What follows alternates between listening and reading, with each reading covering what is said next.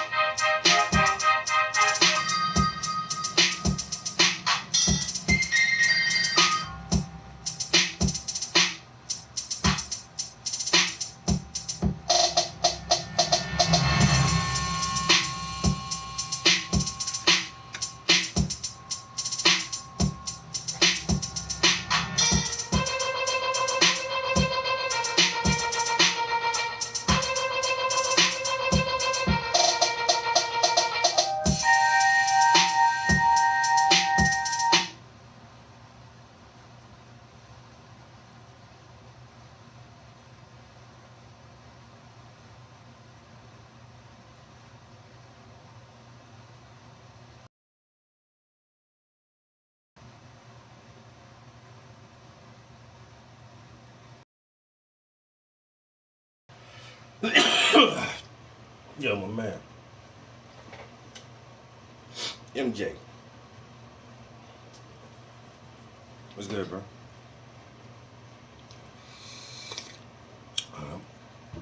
Sunday morning.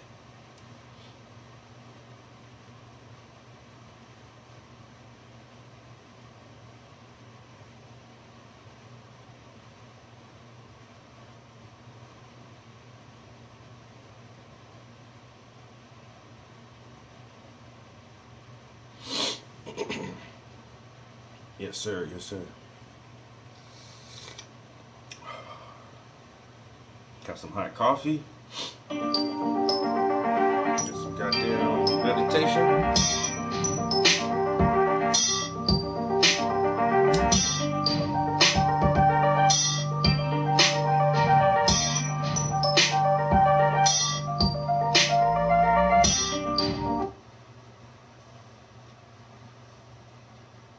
What you got going on today?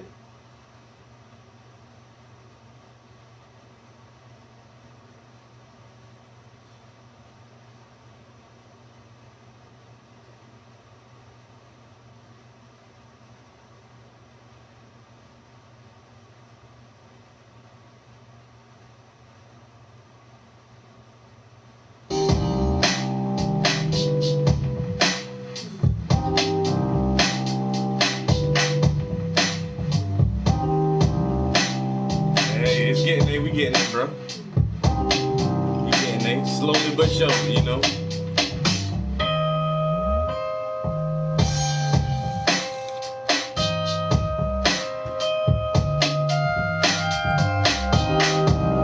We are slowly making it through.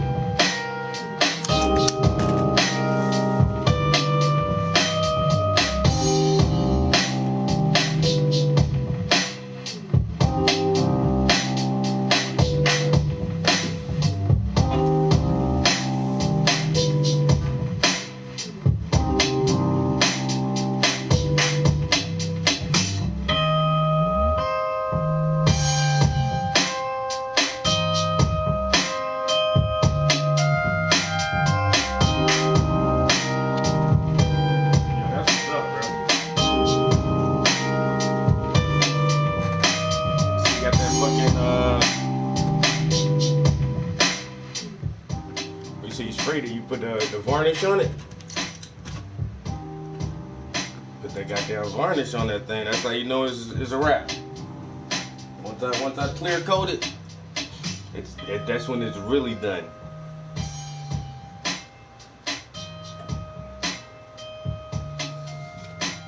That's what's up, bro.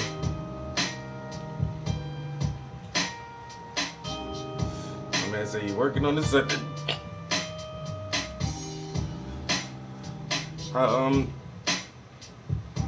How is your weekend schedule? They keep you on the same days every week, or you get like some weekends off, or just like Sunday, just a part of your regular schedule?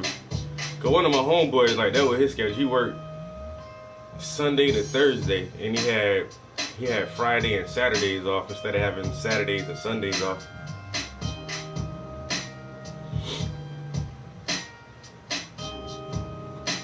I still think we need a 4-day work week and a fucking 3-day weekend.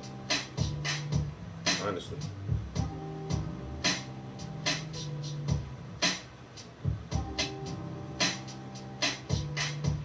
Six months, dog. Trust me, I know the feeling. But that's when it seems like you can take the most pride in that shit, cause no matter what, no matter how long it took, I still got that bitch done. You know what I'm saying? Still got that bitch done. Took your time, you was patient, work your way through that shit. You know what I'm saying? 6 months later, we here. Started from the bottom, now we here. Started from the bottom, now my Nas painting really here. Started from the bottom, now we here. Yo. Hey, what up, bro? What up? What up? What up? Good morning, bro. Motherfucker say 6 months working on that thing, boy.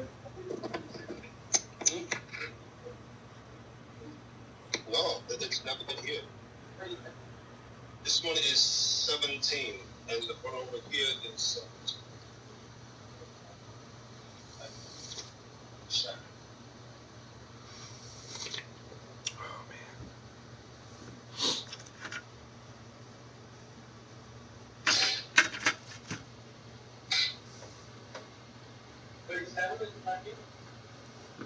I better keep this phone plugged up because this shit gonna die.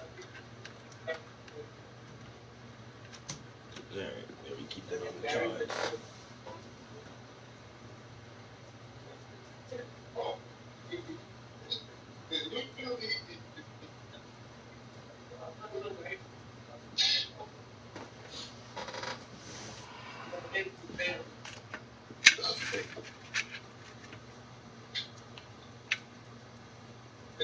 As big as you feel, it's nothing.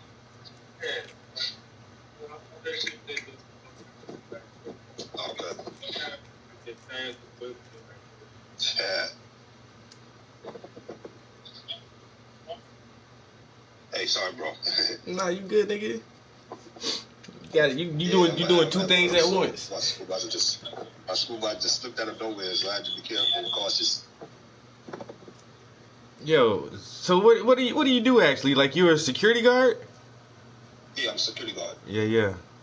Got That's my full-time job. So yeah. But yeah, I just wanted to get up in here real quick. So I can't stay on too long, but because you were asking me some questions about my schedule. So basically, to answer your question, I used to do 4 days. Mm-hmm. I did 4 days when I was at this one particular point. Remember I remember when I was at the booth? Yeah.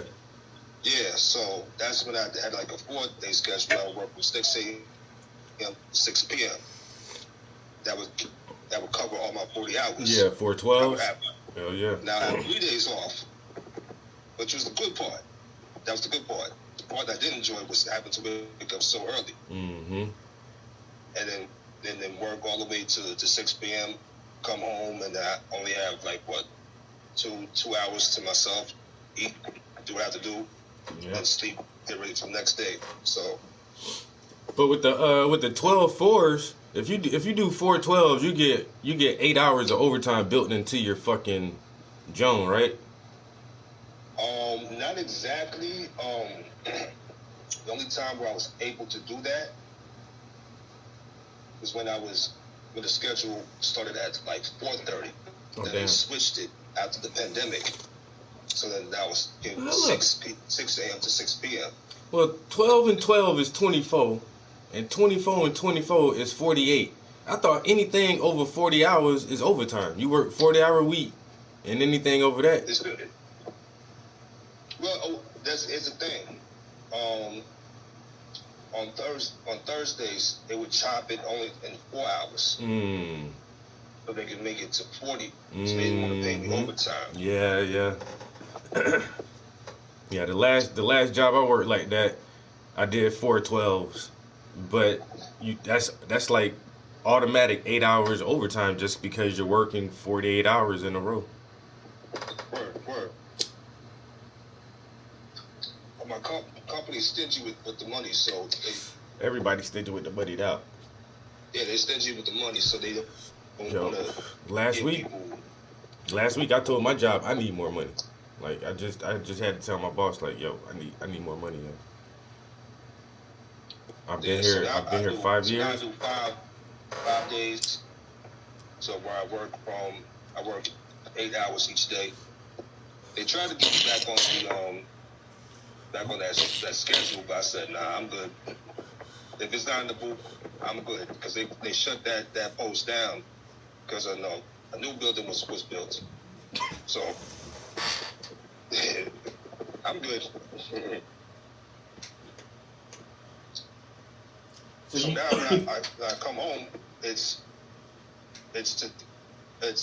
get released at 3:30. So now I have extra time to myself. So I'm thinking to myself, why would I give that up now? Facts. Like So. But your job basically still the same, right? But you're not in the booth no more. Where you at now? I mean, now they put me in different locations. Like so right now, I'm in the dorm. Okay. It's because I work at a college. This is a college, so it's colleges have like different dorms, different facilities. So right now they have me in the dorm. Probably tomorrow, I might probably be back in the dorm. So I basically do mostly patrol. It's cool though. It keeps me on my toes. Back in the booth, it was easy to fall asleep because you're in that booth all day. Yeah. So I had to either be on social media or draw or watch a movie just to keep me awake Mm-hmm. and keep me aware of what's going on. The weird part though was that they had my back turned. The booth was positioned where I had my back turned to what's going on, so I had to do this or do that. When the shit did the other way around, where I'm facing the street, so I could see what everything was going on. Yeah, that's weird. Like, why would they put a security booth where you can't see like the main action? Like, what the fuck kind of shit is that? The booth had it where I'm facing the parking lot. Well, I don't know, motherfuckers do dumbass shit. Damn. So what time? Anyways, speaking on the painting, the painting's done, man. Painting is done. Well, congratulations, bro. I know you put fucking mad ass hours in. If you can estimate how many hours, man. like brush the canvas, how many hours you did that? I'd say probably over 1,000 because that's the longest time I'm telling you, bro. You seen how I used to draw back in the day. Mm-hmm. You seen in my work. You call me MJ one a day because I could not imagine spending that much time on anything back then. But now, hold on, bro. 37, right? Here you go.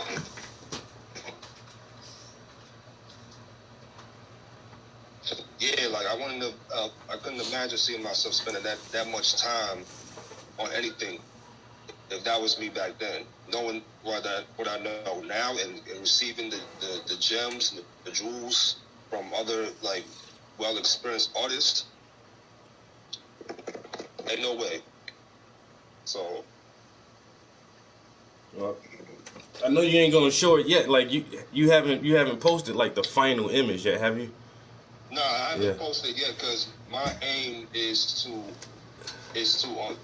unveil it, like get a tapestry sheet and unveil it. Because I've never done that before, and I wanted to like try that for the very first time. I know some may say like it's pointless to do it because I already showed it, but I can still show it. Yeah. It don't matter to me. So. Well, I can't wait to see the finish, Joe. And I can't wait to show it. Yeah, I know it is. I know it. I have a feeling that it's gonna be big because this is like the most complicated painting I've ever done. Yeah, like if the man himself, we gotta make sure everybody tag him in that shit, yo, because he gotta see that shit. He gotta. I wish Nas, I hope Nas can see it because bro, it's different. I'm telling you, I checked the Google and Pinterest to see if anyone else has ever painted the Nas in that image, where he's blowing out smoke. This is Nas from taken from this I Am album where he blows out smoke and you see the Queensbridge within that smoke. I never seen. I checked it. I see nobody has ever done that. Nobody. So I knew when I did the right thing when I chose that. Because when I had the vision in my head for many years, and I said, okay, if I'm gonna do a portrait of Nas, it's gonna be just like that. Well, it's a good one. It's a good one. You should definitely see that shit. I hope you see it. I hope he sees it too. If he sees it, oh my goodness, it's gonna be so big. Yeah.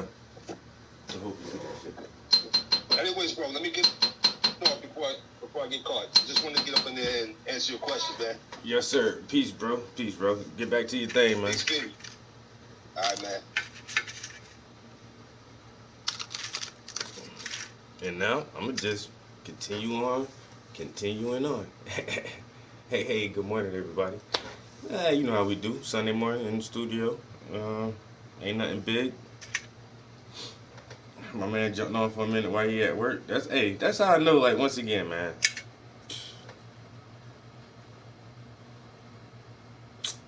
Some jobs ain't as hard as they seem, yo.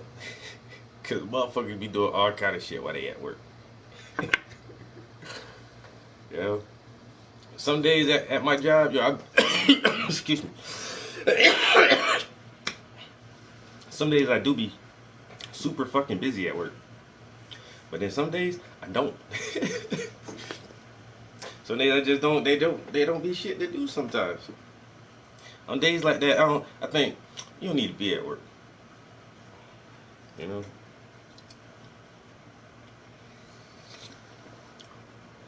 And then a couple of people jump in my stream and they be like, "Oh, I'm watching at work.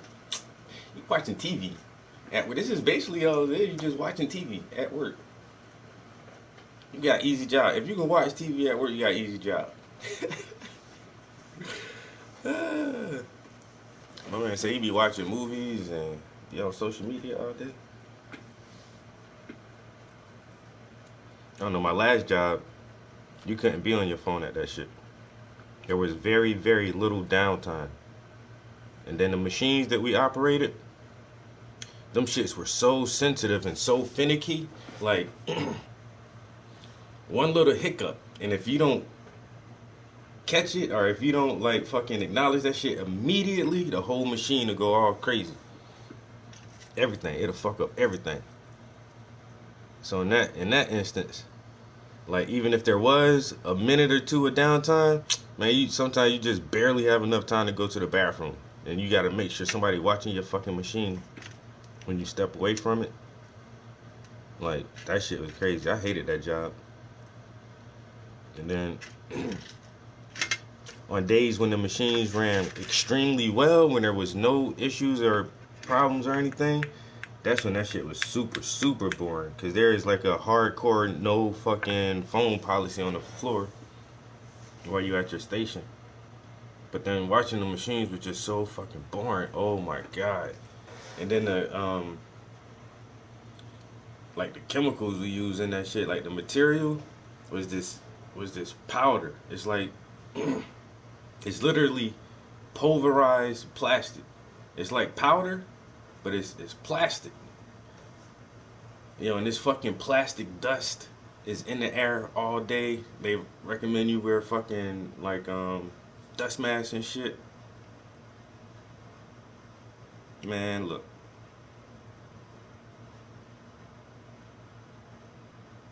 I started having fucking respiratory problems working at that place. My chest used to be hurting, man. I started going to started telling my doctor about it. Then we started running some tests. And she's like, "Where do you work?" And so I described it to her. She was like, "Can you smell that stuff in the air?" I'm like, "Yeah, you can smell it." She was like, "You don't need to be working there."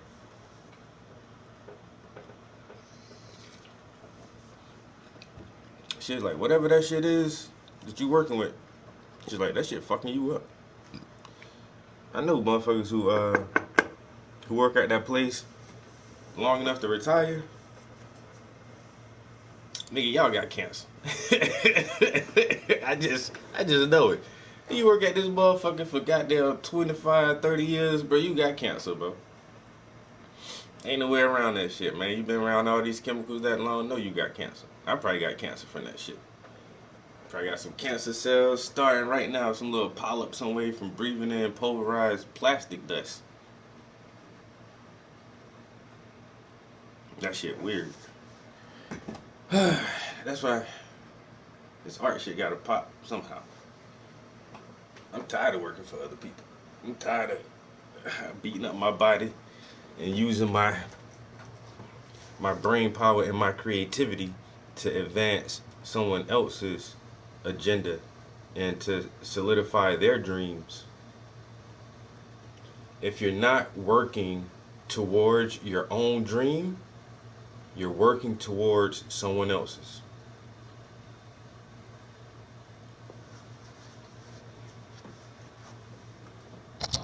Let me say it again. If you are not working towards your own dream, you are working towards someone else's. Period.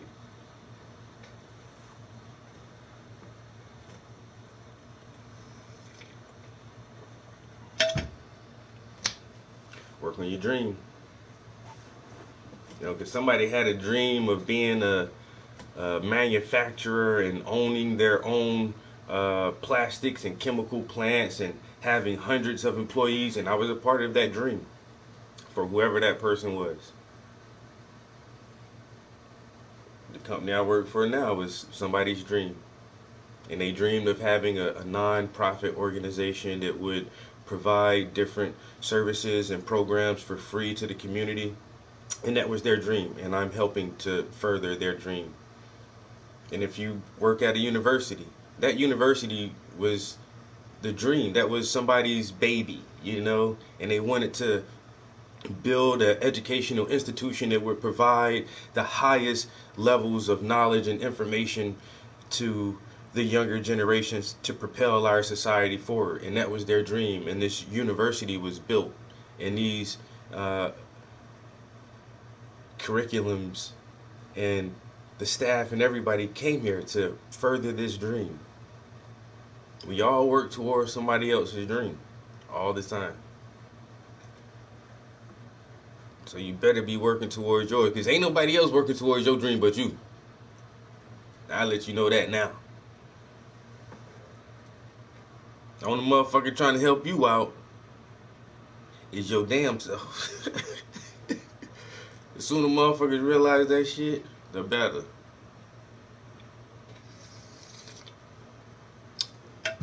Your dream got to get real big before other people try to help you carry it. Martin Luther King said, "I had a dream. Everybody want to help him carry his dream. You got to dream big, and you got to put work in, because motherfuckers don't give a fuck about your dream if you not working towards it." But people like being a part of shit, and if they see something big enough and positive enough, they'll be like, "Ooh, I want to help. I want to help."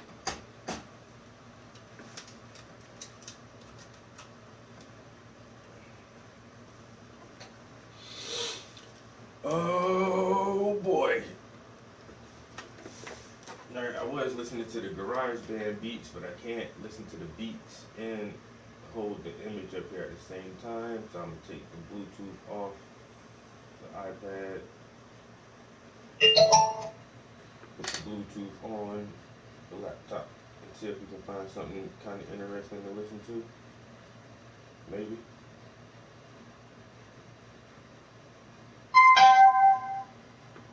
So my my YouTube feed is definitely me. So the first thing, they always pop up with ads now, so we don't give a fuck about this ad. But the new Meta some shit from Mid Journey, but that's 3 weeks ago. That's 18 hours ago. Russell Brand posted some shit. It's coming. Oh man, what's coming? Ancient history changing. Ancient civilizations expert counseled over forbidden discovery. Elizabeth, what's her last name? Weiss? Did I just click on that by accident? I think I did. Oh, well, I guess that's what we're going to listen to now. This guy, he's The first distinction between humans and apes. He's not the best podcaster, Dory, but he does have some pretty interesting guests on, and he does talk about the ancient civilizations thing. So that's why I like to listen to him. I don't care like if the podcaster themselves aren't great.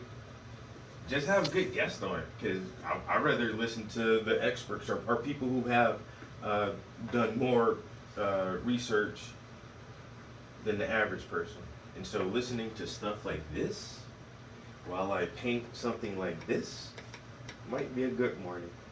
Because once again, when we really look into our deep ancient past, as far as we can go back, You know, with the very little bit of clues that we can find now, and some stories and legends and myths that seem to have like a little teeny grain of truth in it somewhere, and you take these little fragments and you put them together, and to it starts to make a picture that seems almost like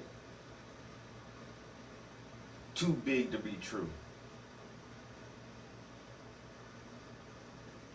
But once you have like the smallest little piece of evidence, the smallest little piece of facts, then these things aren't just stories anymore, and they're not just theories and hypotheses. Because Göbekli Tepe. I mean, you can say what you want to say. And you can say whatever you want to say about how it was built or whatever, but Göbekli Tepe, that pushed the timeline back. You can't tell me that people weren't doing shit over 6,000 years ago. Oh, there's no civilization older than 6,000 years. Well, Göbekli Tepe. Come on now. And so we find these little remnants, these little pieces of the ancient world, and try to figure out like, what the fuck were these people doing, and who exactly were these people? Where did they get their knowledge and information from?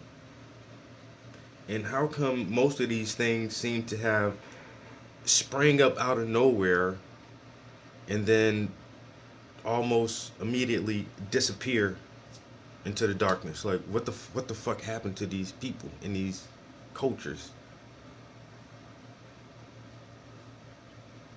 And it's a really good story, and I like it. It's one of my favorite stories to talk about. The Deluge. So I've never listened to this lady before, I don't think. Elizabeth Weiss? W-E-I-S-S. I would say Weiss. And she got canceled over a forbidden discovery. She found out something that people already know, like the insiders already knew some shit, and she found out too. And she started talking about it probably, and they were like, yo, bitch, you can't be telling people that. You can't tell people you know that. How'd you learn that? Where'd you get that from? You know what? Silence this lady. She's fucking shit up for us. You can't tell people that Antarctica was green at one time and had rainforest and pyramids in Antarctica. You can't tell people that. Why? It had changed the fucking timeline of history that we've been trying to teach for the last 200 years. That's why. First change really is a different type of locomotion. And what that means is that it is the ability to walk upright that likely led to the big brain as opposed to the other way around. Do we have any evidence whatsoever that can point to potential lingual patterns in communication? The first evidence of lingual pattern is in... Yo, what's up, man? So I had the opportunity to speak with your husband, Nick, recently. Hey, well, good morning, Jack. How's it going, bro? In here, painting some giants and listening to a podcast about, ancient civilizations. Some lady is supposedly an expert on ancient civilizations, and she was canceled for putting out some type of information that she discovered. And this guy said he already talked to her husband. What? Which was an awesome podcast. Great guy. Chose a good dude for your husband. But he was telling me a bit about what's been happening to you. And then I looked more. We only talked about the most recent thing, but then I looked more at some of the stuff with your former university and things that went on there. They have really put you over the ringer in the last few years. Yeah, and basically it started about 3 years ago. I published a book called Repatriation and Erasing the Past. And what this book was about was the problems that occur when you rebury bones. basically Native American bones that are used to study how to reconstruct the past and what people's lives were like in the past, but also to understand bone biology, to understand ways to practice ways to or improve ways on how to age and sex individuals that can then be cross-applied to forensics. And I basically take the position that we should not Wait a minute. Did she say you can age and sex people just by looking at their bones? Amazing. Just imagine that. You can just take a dead body and look at the bones of a dead body and tell how old it was. And tell what sex it was. Because there's only 2 genders.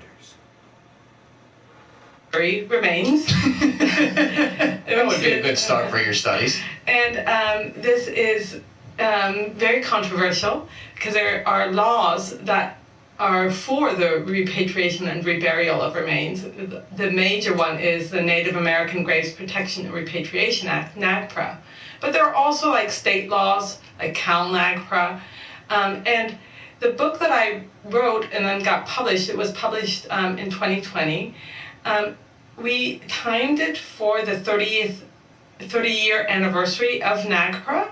So basically, I'm the co-author. I'm the lead author, but the co-author, my co-author James W. Springer, is actually a retired attorney. So he's an anthropologist, but also a retired attorney, and so he covered in the book the legal aspects of it, the difficult part, and I just did the fun part, the bone stuff, right? And this book came out, everybody. And most academic. Once again, everybody who's jumping in right now, this should be a pretty interesting podcast. It's literally, we're like 2 minutes into it, but her name is Elizabeth Wise, and she's a expert on ancient civilizations. And apparently she was counseled, or people were trying to counsel or blackball some of her research for discovery that she had found. What is that discovery? I don't know, but once again, recently we've just been learning a lot more things about antiquity and older cultures and civilizations at a period in history where we always assumed that men were still hunter-gatherers.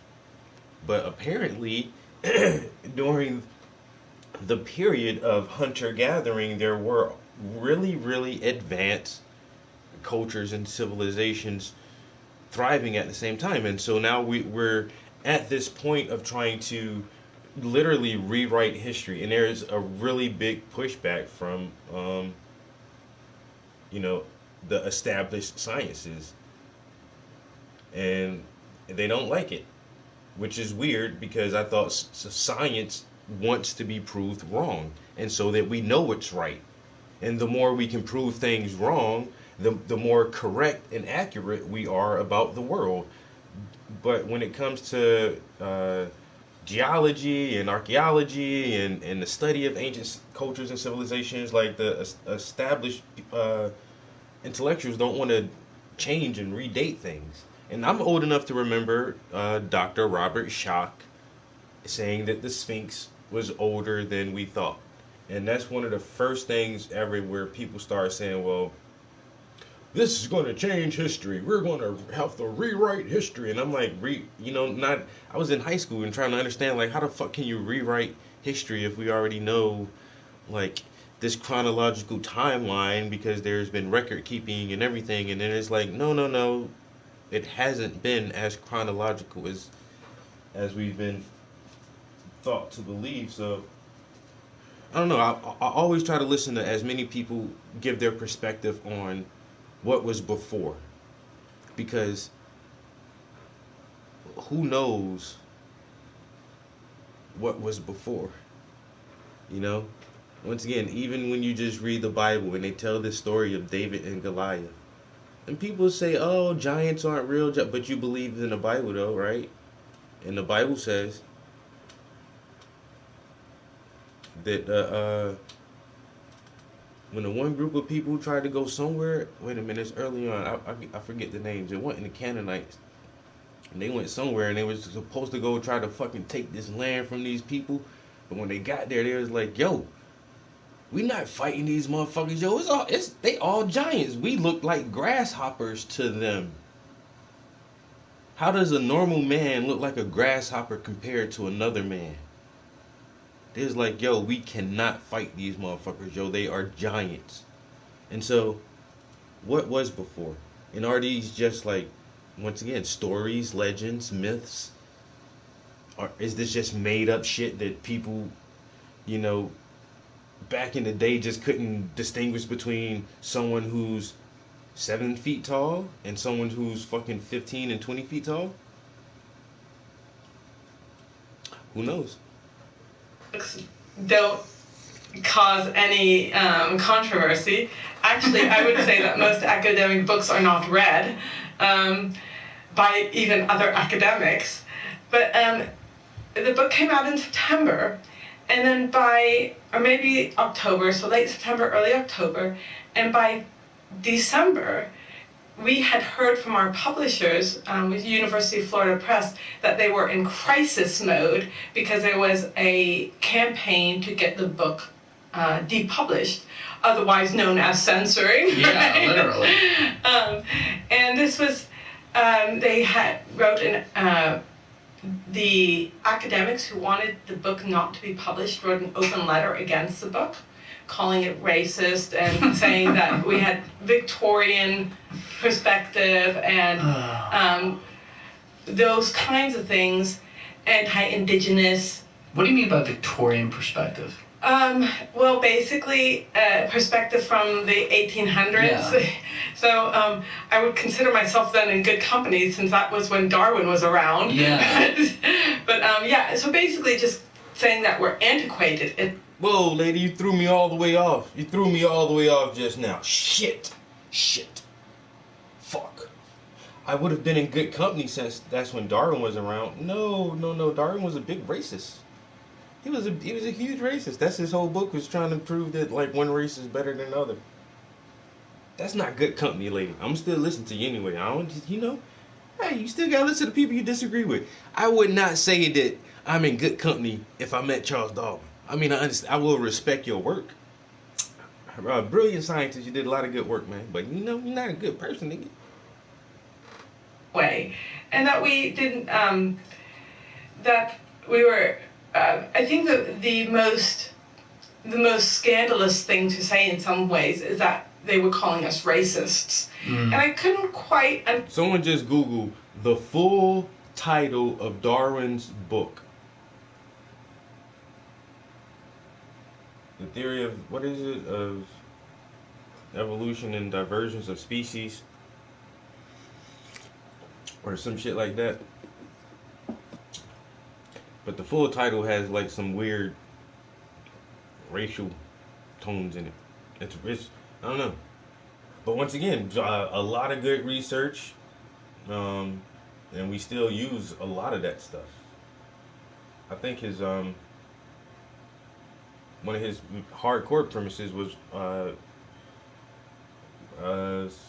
survival of the fittest, and selecting for the best genetic traits. So he laid a lot of good foundation for the theory of evolution and how one species may evolve or branch off from different species depending on new environments, and being able to adapt the adaptability of the organism to withstand constant change. So. And that at the beginning, because the book is not about race differences, it's about Native American skeletal remains and how those should not be buried. Yeah. And I actually take the line that any skeletal collection that has been excavated and is curated, so is preserved for research or teaching, should not be reburied. Whether it's Native American, whether it's European, it's not for me to say that, I'm not saying that, there's these groups should be reburied, but another group shouldn't. I think that none of the groups should be. Hey guys, from January 1st through January 24th, over 60% of those of you who have watched this channel are not subscribed. I'm subscribed, If you could take 2 seconds and smash that subscribe button. I'm subscribed. Here's one thing you need to do before you buy anything online. Don't spend another dime on Amazon. Claim the skeletal remains and sacred artifacts like grave goods, and rebury them or study them. But you know, they don't have to rebury them; they could study them as well. That because there's an ancestral link that they should get to make that decision. Now, the links are very very tenuous in a sense. Most Native American tribes are not clearly linked to any past collections that we hold. The ones where there was a clear link were basically repatriated and reburied very early on in the process. Basically, where there was clear historic documents or so forth, that those decisions had been made 30 years ago and done. So what's left now is the collections that are pre-contact, where we don't have a good indicator of who they were ancestral to. What years approximately do you think they're from? Well, like the collection that I looked at in San Jose, and so San Jose State University has one of the largest skeletal collections of a single site west of the Mississippi. And that collection is all pre-contact, so these individuals had never come into contact with Europeans. And it ranges from about 3,500 years old to about 300 years. Whoa. So, so it's a large range, right? So it's a collection that the site had amassed the remains for many generations, right? It's not just one time period. So it went all the way back to 3,500 years ago. Yeah, and that's longer than I usually hear in America. The oldest skeletal remains in the U.S. date from about 9,000 years, 9,000, 10,000 years. So like Kennewick Man is one of the most famous of what we call our Paleo Indians, which are Native American remains or indigenous remains that date 7,500 or older. Whoa. And yet it seems that it doesn't matter how old these remains are, there's always a modern tribe who thinks that they are connected. And that's what happened with Kennewick Man. And so some people may say, well, you know what, why don't you do DNA studies? But DNA studies will not tell you whether the skeletal remains belong to any specific tribes. It will only tell you what kind of overall general population it would belong to, like Native American versus Siberian, right? Really? I didn't know that. And this is why that DNA testing is bullshit. Once again, you can't tell where you're really from, what tribe you come from, or an exact location of where you're from. Like, some people are able to trace themselves back to a fucking village in Scotland somewhere. Like, some people can't do that. You know? Like, I always find it weird. Like, I know some people who can trace their family back fucking 400 years. 400, 500 years back, yeah. And they don't need the genetic testing. Some families just have kept very good records of who they are and where they come from. But then when you try this genetic DNA testing shit, man, and once again, the samples of genetic material that they are comparing your sample to are from living people.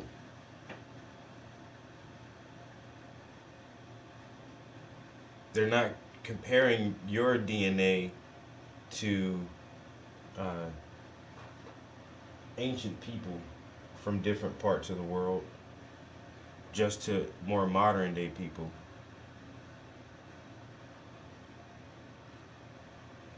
So once again, it's very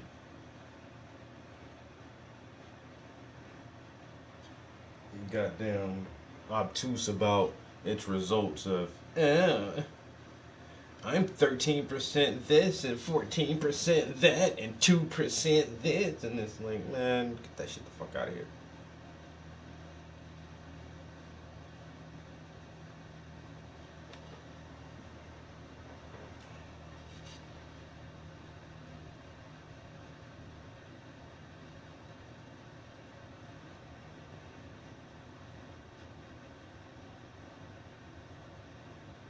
But I really want her to explain, like, why, why kind of, I don't know. First of all, yeah, doing it for research to, once again, have a better understanding of ancient man. I can see that, but you're still kind of desecrating the grave. For science, and I would say, why don't you just get, you know, cadavers from people who donate their bodies to science, but then at the same time, you know, to do some tests on a body that's fucking 6,000 years old, that's pretty cool. I get that. And so you would have to dig up or exhume these people. And then yeah, why would you want to bury them again after that, even if I don't know.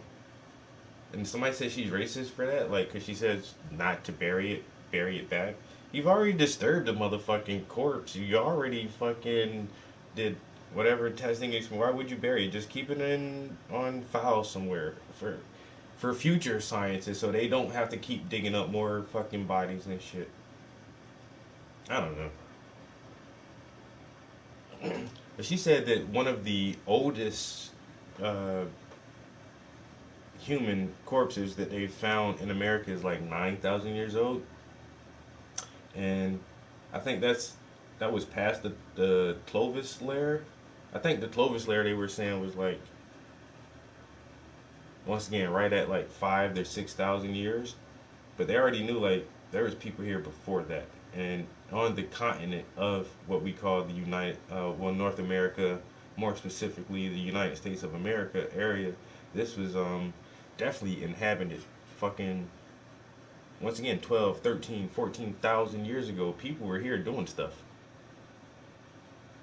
And not just hunter gatherers. People were here like doing stuff. When you look up the Sage Wall, now that's one of the things now, like I think it's in Minnesota or Montana, one of them with an M. But when you look up the Sage Wall, that shit is here in the United States, and it is super old. There hasn't been a lot of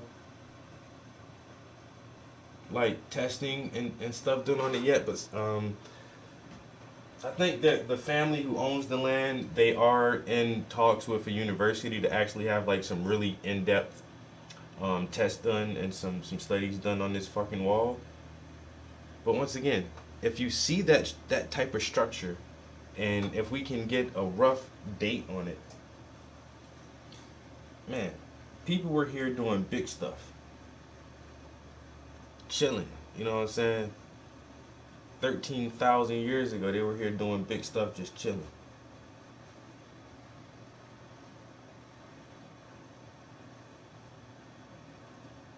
But most of the evidence that they were here, that shit is all but gone now. And like the family says, that when they discovered the Sage Wall on their property, like the property been in their family for a while, and nobody in their whole family knew that shit was out there. But then when they found it, they was like, "What the hell? What is this?"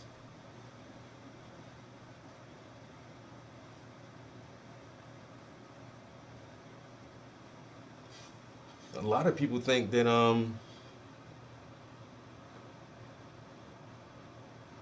here in America is where the real Egypt was here in America. But that's another theory. you know?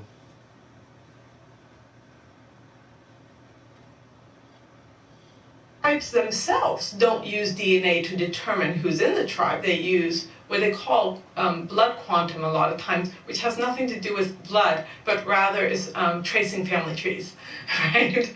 How reliable is that? I think it's pretty reliable for recent, right. You know, for a few generations. But I mean, there's lots of what we call pretendians, right? People who pretend to be Indians and they're not, and they get outed all the time. Yeah. One of the most famous, of course, is Sacheen Little Feather, yeah. right? Yeah. So, isn't she the one who gave the speech for Brando? Yes. In '73 at the Oscars. Yes. Oh my God. And like I love pull that up. And I love Brando. I'm an enormous fan. Look behind you, right there. Yeah. So, but he was wrong. So he was trying to do the right thing. It just didn't really work out. There's been a few of those. Oh my God, this one wasn't Indian. What was the name of the woman in Seattle who like claimed that she was African American? Oh yes, Rachel Dolezal. Yes, that's it. Right. I don't know why people do this stuff, but... Well, I think one of the reasons why they do it sometimes is because they actually get some benefit from it. So, I mean, there are, for example, scholarships that just go to Native Americans, right? That's true. So, that's true. I mean, ironically, we had a whole genre of these films where men dressing up as females to get some benefit, right? The whole bosom buddy thing, or Some Like It Hot is about that. So it's, you know, there is that. But yeah, so I ended up, my co-author, Jim, basically talked to the publishers with me and said, you know, you're not going to pull this book. Given that he's now a retired attorney, he wasn't retired at the time, that probably worked in our favor. And basically, they didn't pull the book, but they sent out an apology letter for publishing it. And they said that they would try to, you know, the classic apology, we'll try to do better next time. We'll try to do better. We're glad we got to make money on this and put our authors to the ringer, but we'll be better. Yeah. And so the other thing was that the open letter against the book had like over 1,000 signatures, which is huge for an academic book. And I just know that most of those people didn't read the book. Because had they read it, it would have been like one of the best-selling, best-read books of the year in my field, right? Yeah.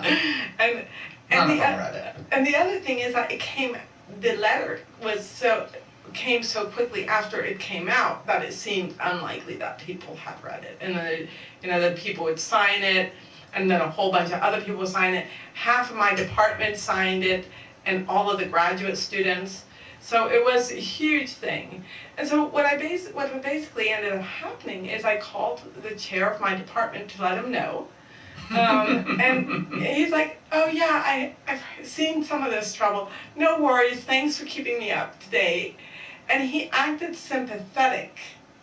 But that was December 2020, I believe. Okay. Right?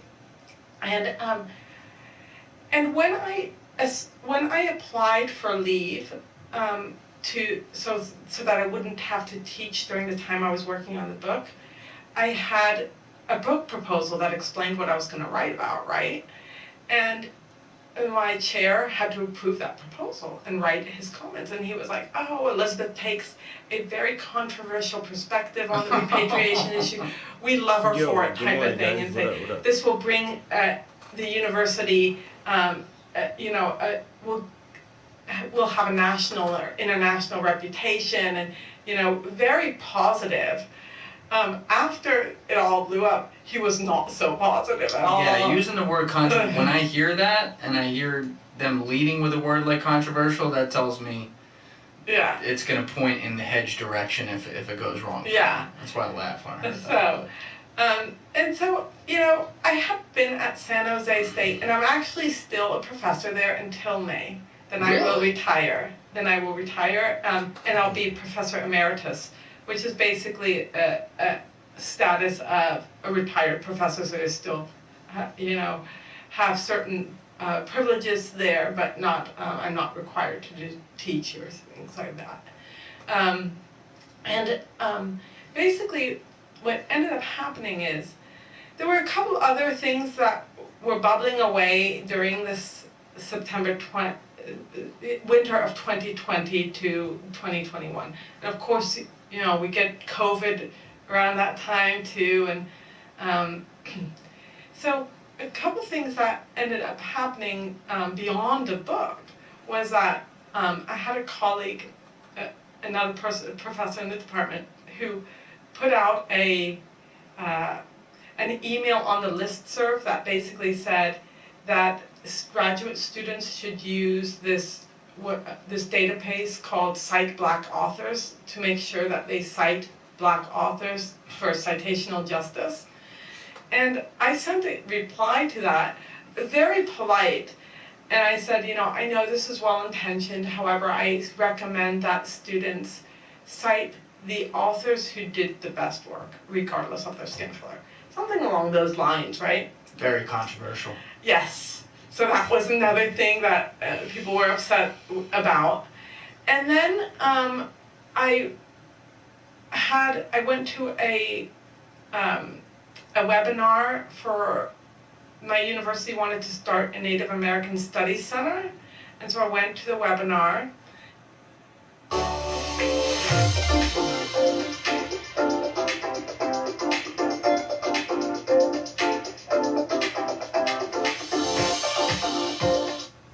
And the speakers were, they were saying things that I would consider racist.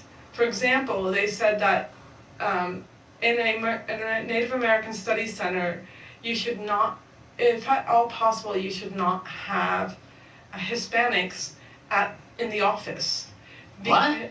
Yeah, because those Hispanics, like a secretary, because they may be mistaken for Native American or vice versa. Oh my God. And so I said, well, why would that be bad if a Hispanic is mistaken for Native American, or if Yeah, that is dumb as fuck, yo. That's the stupidest shit ever. I've never heard of that shit. Yo, my girl is mixed. She's black and white. But people think she's Spanish. So she shouldn't get a job somewhere because she looks Hispanic or Cuban. My cousins are mixed. One of my cousins, he looks like he's Arab. The way his nose, like he just looks like a Middle Eastern guy. Really, he does. But his father is white and his mom is African American. It's like, but you look so Middle Eastern. He has like this really thick, dark hair and like, I don't know. So he shouldn't be able to get a job somewhere because he looks a certain way. He looks more like a different type of phenotype, like, I don't understand that. Oh, don't let. And I always like safe spaces and everything like that for different cultures or ethnic groups. And we can have a Native American center. All right, cool. You can have your little center. If when they do it for black people, this is the African American Youth Center. It's just like, all right, cool, y'all, but y'all still like fragmenting and segmenting yourselves off. It's kind of like putting people in a box. Sometimes, once again, man, it's cool to have like your inner group, but you still need to be able to communicate, organize, and work with everybody. As long as the main group doesn't try to keep everyone else out. And if that wasn't the case, then all the other groups wouldn't have to try to form their own little offshoots. Anyway, that's a whole long debate, but I get it and I don't get it at the same time. But so you want to do something positive for a certain ethnicity, and you don't want to have anybody feel disrespected or awkward by assuming that there's something else. That's fucking life. If you look a certain way, motherfuckers, if you look Chinese, I may be like, are you Chinese? And you're like, no, I'm Japanese. And I'm like, oh, my bad, man. You know what I'm saying? Y'all motherfuckers look Chinese. Well, motherfuckers are trying to make everything racist. Jesus Christ. Or vice versa, or if a Native American is mistaken for Hispanic. It's only bad if you think there's something wrong with being Hispanic. If you think there's something wrong with being Mexican, then it might be bad. But if you don't think there's anything wrong with Mexicans, it's not bad. Just like I have reddish hair. If somebody mistakes me for an Irish person, it doesn't upset me. Why would it? Right? It would only upset me if I think that there's something wrong with being Irish. Right. So common sense opinion. And so this ended up entailing a call from my chair telling me that I shouldn't attend such events, that these were echo chambers, and that although he agreed with me, he said, he thought I shouldn't attend them. And he said, he basically said, it could hurt the chances of the junior faculty's chances for tenure and promotion. And I said I didn't believe that. And he's like, well, how would you feel if you were a junior faculty and this kind of controversy would come up? And I told him, I said, I would hope that I would be the type of faculty at any time in my career that would support people's freedom of speech and academic freedom. Yes. So that kind of passed. And then 2 other things happened. This is like a laundry list. And this is not even the most recent.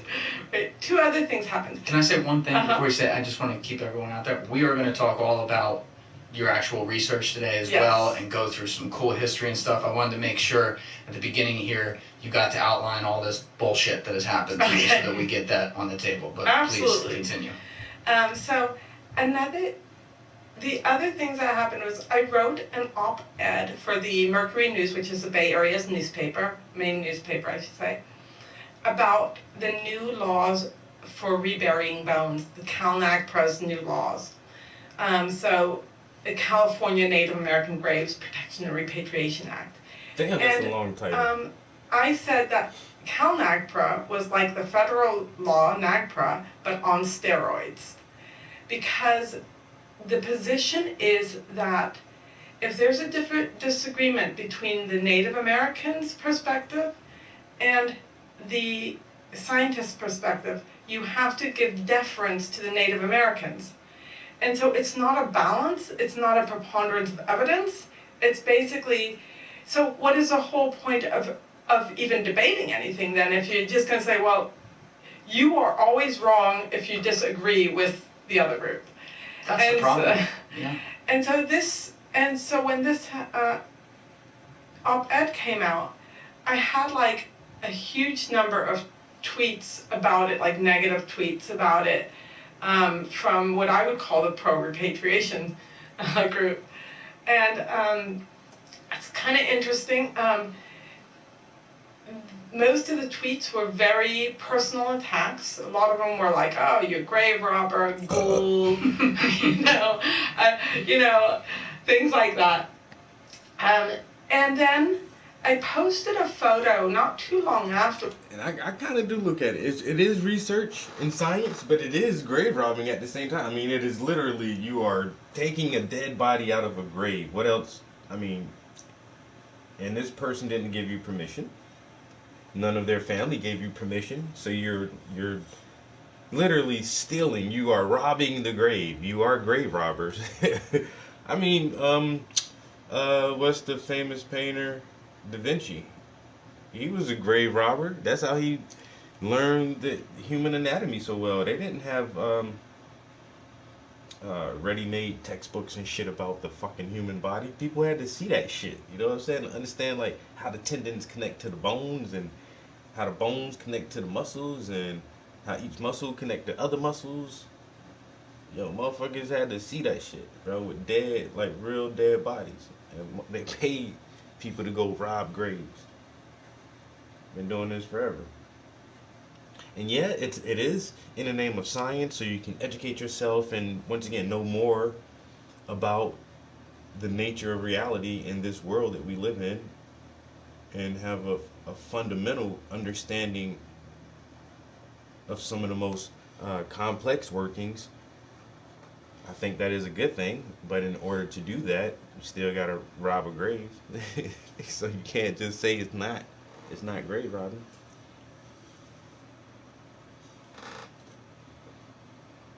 It won't play. Go play. There it goes. Words. So what happened? What happened was, of course, everybody had to leave the campus when COVID hit, right? And what happened was, then we got to go back. And when I went back, I went into the curation facility that holds the skeletal remains to resume my work. And when I got back, after, I think it was it maybe 17 months or something, it was like some crazy length of time that we were gone, right? I was so happy to be back doing work. And like, one of the things is that I really love the study of anatomy and study of skeletal remains. It brings me joy. I like looking at dead bodies. And so I was curating the collection, taking care of the collection in the sense of making sure that, the boxes were intact, the bags were good, that the bones were taken care of.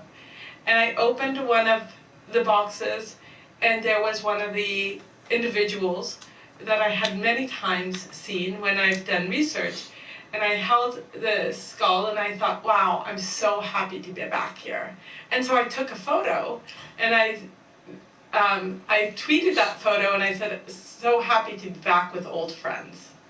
And that like exploded. And that picture. The provost basically, called it disgusting. He said, oh, why was I holding the bones without gloves? Well, actually, the National Park Service, even, which is like one of the largest employers of archaeologists, says that you shouldn't use gloves unless like it's in a crime setting or something, right? Because, of course, if you have gloves on, you're more likely to drop the remains, right? So you're better off not holding it with gloves. You're better off holding it barehanded. Didn't know that. This is common practice. You can Google photos of anthropologists with skulls. You'll see lots of them with gloves and lots of them without gloves. It's not unusual at all. But they made a big deal about it. And basically then the president decided that she was going to change the protocols to access. And I was curator of the collection, so that means I was the one to take care of them. And she basically removed me from that post, and then they changed the locks. They literally changed the locks of the curation facility, like in the middle. So you couldn't even go in? Yeah. And that picture, Leslie? I think I saw it. It's that one, that first one. This is it? That one. That's what caused the huge outrage. Yeah. God, people have too much time on their hands. Yeah. I don't know what to tell you. That's crazy. And so, like anybody who looks at that picture, honestly, can see that that's a sincere smile. There's nothing. Of course. It's not fake. What's the other one right here? Oh, the other one is a photo that actually the university had used for their promotional materials for years. So they weren't upset about that one. No problem with that one or the other one. Yeah. So, in a sense, they only started having problems with it after the book was published. And there's, the one below that too, where I'm holding it. I have my no, over here, Leslie, on the right side. On the right side. On the right side, all the way. No, down. No. Yeah. Yeah, that one. Well, the big one. Not the that one. one. Yeah. That one. Yeah. That one too, used in promotional materials for the university. Same picture, right? Wow. And so basically, and because all this was happening, I started to be concerned that I would lose my job. Of course. And throughout the whole thing, I was always civil. I was always, I always reached out to people to say, let's talk about this, and try to, basically be in a way, talk about it in a manner that is a civil manner to help people understand that the big reason why people were attacking me was not because of the photo, but because of the book and the op-ed. Nevertheless, they basically changed the protocols to gain access to the collection and access to any of the collections. And that protocol read like a list of everything I hate. So for example, you have to wear gloves. And if your glove is torn, you have to put on a new glove. You have to wear a mask. For what? For what? We're not going to give them COVID. Right? Oh my God. But then, even more ridiculously, like, you cannot take photos. You cannot take photos of the boxes in which the bones are in. So, even if the box is closed, you can't take. Yeah. What about for record-keeping purposes? Yeah. So no more photos.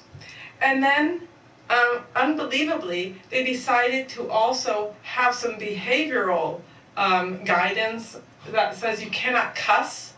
You have to wear appropriate attire. Most people have no clue that in 2023 the best way you can't curse around these dead bones is not with physical product. And that is one thing though. Like because it's science and it's cool. Do I want to hold a skull? I mean, like a real skull of another human. I don't know. I don't know if I want to touch that shit, man. It's like the respect part. Am I scared of it? No, not really, but. And I know that we're not our body. I get that. Your body is just the thing that holds who you really are. It's just the vessel. It's not that important. Especially when you're no longer in your body, so it's like a cup, nigga. It's a cup, a throwaway cup. You can only use it one time, so you gotta make sure you get as much use out of it as you can. But then at the end, you just throw that shit away. You're done. You're done with it. And I get it, but at the same time, when I throw my cup away, don't go picking my cup up and kicking that shit around and putting it in your back pocket. That shit's stupid, man. Leave my cup where I left that bitch at. Why you rolling it around in your hands and stuff? Huh? Why you touching it so much? Put that shit down, bro. What are you doing? I ain't even in there no more. And you taking pictures with it? Oh my Lord, they taking pictures. Look, she holding it. She holding it. And then all you can say is, this was a person. And they lived, but you don't know who that person was and what their likes and dislikes were, what made them happy, what made them sad, and their favorite food, and who was their favorite family member. Like, you don't know who that person was, and I don't know, once again, it's the respect level. And I understand that this is necessary for science. We gotta know shit, man. We gotta know how the world works, man. We got to.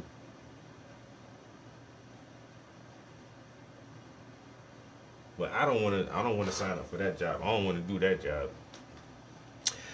I don't wanna hold nobody's skull in my hands. When you say appropriate attire, you're talking about telling women what to wear. You're not talking about, like, so what, you can't go in there with shorts or a V-neck? Is a V-neck too risque to deal with both? The bones are going to be very, very offended, Yeah. And then top it off, that they had a protocol that said menstruating personnel, they didn't even use the word woman, are not allowed in the curation facility or to handle bones. Oh my God. And so when all this was happening, if you're on your period, stay out. I basically had contacted Pacific Legal Foundation to get some legal help. And they basically helped me sue my university. There were other aspects, such as in the summer, before I think it was before we returned, but sometimes timing is difficult when there's so much. Right. My chair, hosted by my dean, had held a webinar talk on what to do when your tenured colleague has been branded a racist. And they then changed the name. My chair then went ahead and told, the whole story from his perspective. And that changed my name so that people wouldn't be able to figure out. I'm the only person studying skeletal remains at San Jose State. So, and it's a small department. So anybody could have figured it out, like within 5 seconds of a Google search. But and they're only calling you a racist. And just to make sure I'm following here, they're only calling you that because you didn't want to repatriate. Well, I think that's where it started. Yeah. Then they say I'm racist because I didn't like the citational justice part, right? So that's the other aspect.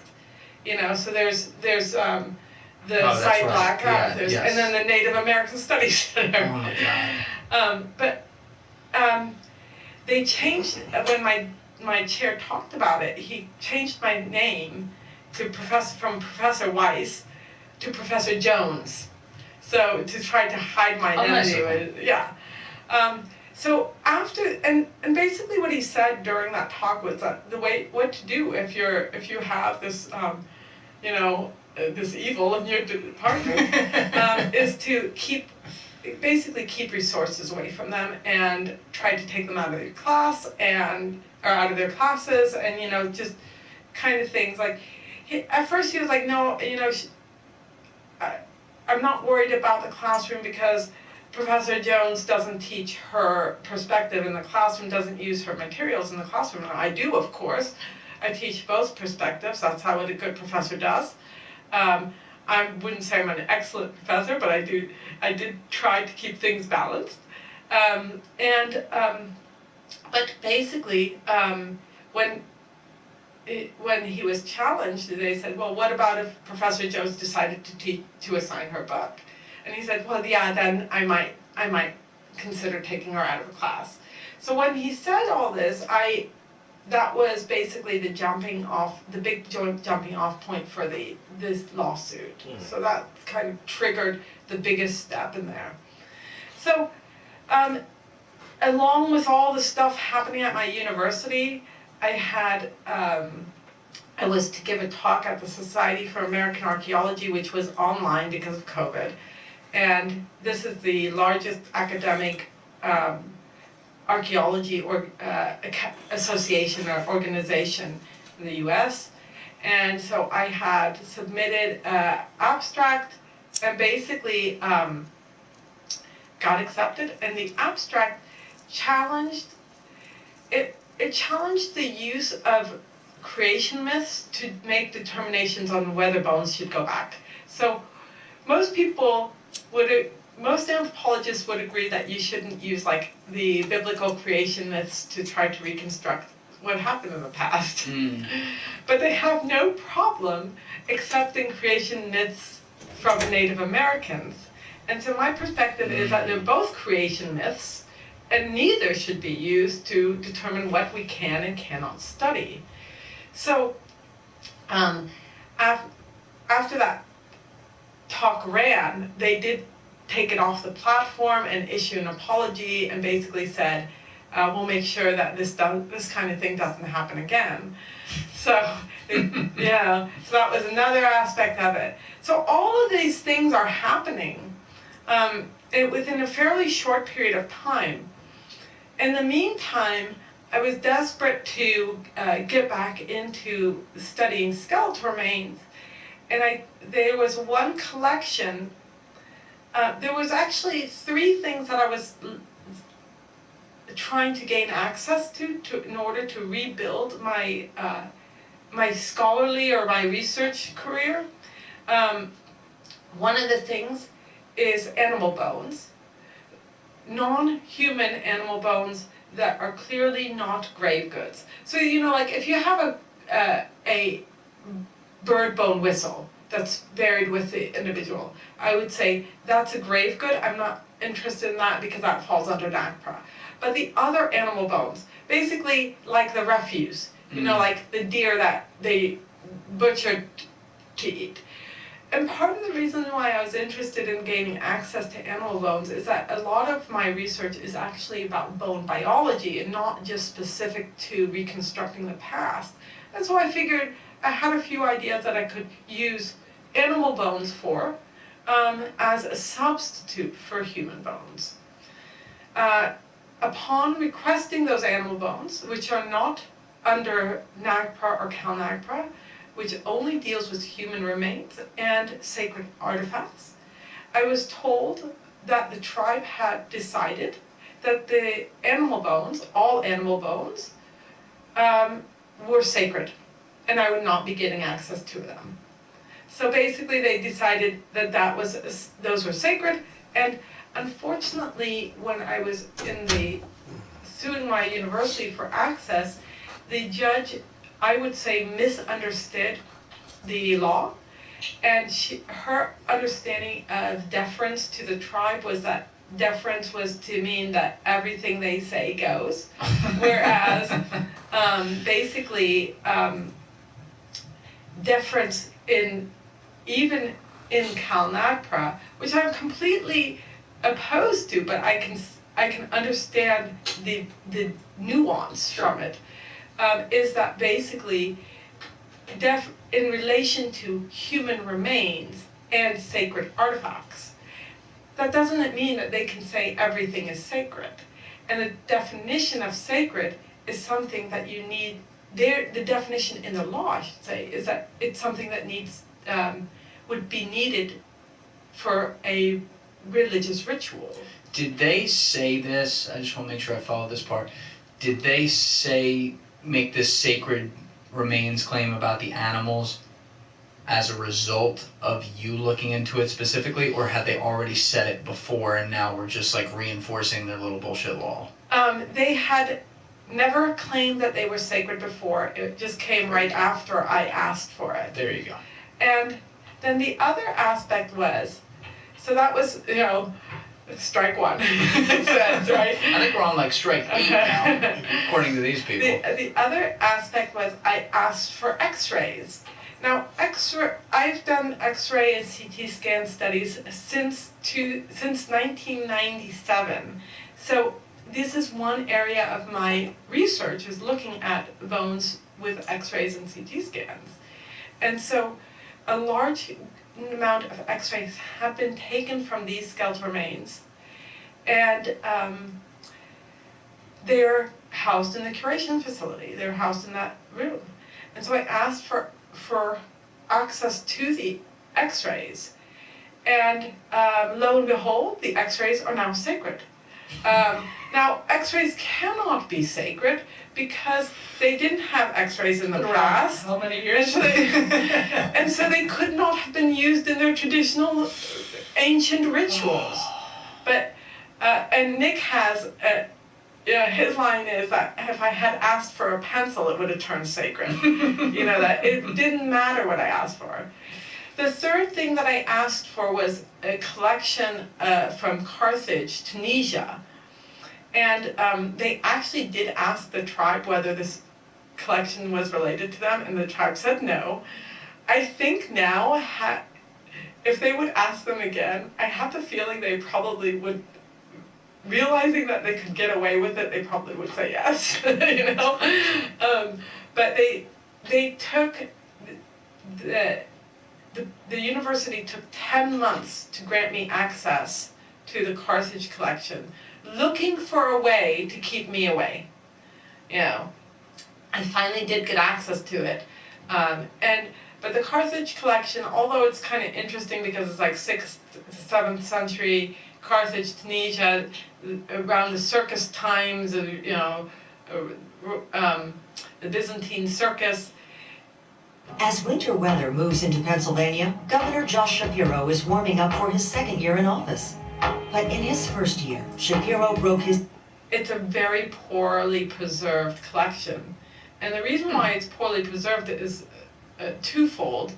One is that the soils are very sandy, and that's not good for bone preservation, because you get like the rains and then dry, and the rains dry is very bad for bone preservation. But they were in coffins, but the coffins had been opened because the site had been looted historically by Muslims, and so it's not a great, well-preserved collection. I was able to do a few studies on them, but that was pretty much it. Where was the collection housed? In San Jose State. Okay, it was there. Because it was excavated by the anthropologist who was there before me, Bob Germain, in the early 80s, I believe, like 81 to 83 or so, I think. And the other collection, the large skeletal collection that I curated and did research on for 18 years or so, the Ryan Mound, that prehistoric collection, it's beautifully preserved. It has over 300 individuals. The preservation is so beautiful that even like finger bones are preserved and toe bones. I mean, it's just a beautiful collection, and it's a real shame that it's not going to be able to help us reconstruct the past or understand humans anymore, because now it's off limits to everybody. That is just absurd. And then your most recent one, I think what Nick was telling me about, was you identified some remains as female. Is that right? So, and they tried to say that they didn't know that they would identify that way. So this is one of the first things you do when you're doing skeletal studies is you try to figure out the age and sex of the individuals. Yeah, no kidding. Right? So male, females, and actually you do the sex before the age, because the sex sometimes determining the sex will affect how you age the individual, because there's some nuances of differences how males and females age, and also of course females mature faster in the young years, but and that has a slight effect on what the age determination is. So you sex and age the skeletal remains. So there's males and females. The sex is binary. It's biological. All these things we've known. You're gonna get in trouble for saying that. And so I was asked from a cultural anthropologist to, she's a cultural anthropologist, and she also looks at sex differences. I was asked to be on a panel with her and 3 other anthropologists. So cultural, and me, and I think there was one linguist, if I'm not wrong. So 5 of us all together, all females. That was the panelist, the person who created the panel, Kathleen Lowry. She's in the University of Alberta. That was her decision. It wasn't, I didn't even know that this was necessarily an intentional decision or not, but anyways, anthropology has far more females than males anyway. But 5 females from me from the US, her from Alberta, then 1 from Quebec, 1 from the UK, and 1 from Spain.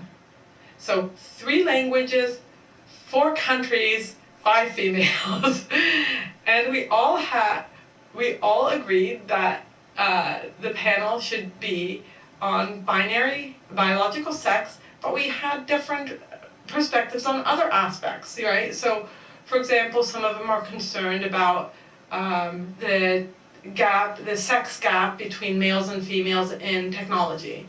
I'm not so concerned about that, So, the idea was that the panel's title was, Let's Talk About Sex, Baby. Biological sex is still an important analytical variable for anthropology, or something like that. And we submitted it. It got accepted to the panel, the American Anthropological Association. It was a conference. And they were holding the conference as a joint conference with the Canadian Anthropology Society, and what we call the AAA, the American Anthropological Association. And this is, so their annual conference. We submitted the panel with a description of the panel and each of our abstracts. So my abstract's title was No Bones About It. Skeletons are binary, or people may not be. I think that's what it was. And I talk about how anthropologists are very good at determining who's male and female by looking at the bones. I've done this on multiple collections. It's an important aspect to consider. And one of the things is, a lot of my research revolved around trying to determine what people did in the past. So not only, biological differences, but activity differences. And there are traits that anthropologists have used to determine what people did in the past that always show up, that the males are more robust or bigger. And we call some of these like muscle markers or entheses. So this is basically where a muscle literally attaches on your bone, and when you use that muscle, it will create a marker or a ridge on the bone. And the concept is that the more you use that muscle, the bigger the ridge is. But there are sex differences in how bone is deposited. And so if you and I were to do the same activity for the same length of time, and then you'd look at our bones, your bone would be more robust than mine, even if we did the exact same thing, because of the hormonal differences that occur. And so basically what was happening was there was this great focus on male activity and saying, oh, males are doing all this stuff, and ignoring female activity or downplaying it. And so my perspective was like, we have to understand the biological differences, or basically we're going to be always saying, well, males are doing more than females, right? So that Seems was like a progressive idea. It does. It was for a long time a progressive idea. So that was part of my my talk, and then the other part of it was about the importance of understanding sex differences for forensics. So like, if you find skeletal remains in a crime setting, an anthropologist will go in there and determine whether it was male and female, if it's skeletal, right? And they learn this by looking at collections, right? You're trained in a human osteology class. And this is a basic thing to do, but we've gotten better and better at it. So pretty much throughout the pelvis is the best indicator of sex differences, which is not surprising because of childbirth. Makes sense. But almost the... That is definitely it. The female hips are just wider. The female pelvis is shaped different than a man's pelvis. And their lower rib cage is shaped different than a man's rib cage because they gotta have room for a baby. It's as simple as that. Once all the organs and everything is all dried up and there is nothing left but the bones, you can still tell the difference, like, oh, that's a woman's hip. That's a woman's pelvis. And how can you tell? Because it's shaped differently than a man's pelvis. Simple. It's very easy. So you've been looking at this shit for hundreds of years now. We can look at bones and say this was a female child around the age of 7. Or we can look at bones and say this was a male about anywhere from 50 to 60 years old, if not a little older. He definitely was not a young man. And we can tell by his bones.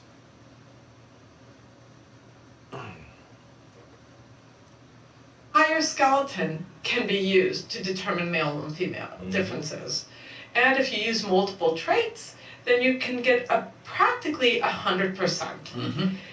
If you're looking at juveniles, because a lot of those sex differences don't come about on the bones until puberty, you can still use DNA, and you can be very, very accurate. So, in a sense, this is, obviously, it's interesting to look at for past populations, but it's important to look at for forensic reasons. To be able to identify if somebody died whether they were male or female, to be able to best identify who that person was, and then hopefully find the person who did the crime, right? Bringing closure to those people's families and so forth. So I think... This is hypothetical speaking. My niece went missing X amount of years ago. Crime never solved, body never found. Then all of a sudden, years and years later, somebody finds a body. It's just mostly skeletal remains, and they're trying to figure out who was this person. Well, we can figure that out, even from the skeleton. You know what, sir? We think this was your niece. We found the body of a young lady, about the approximate age.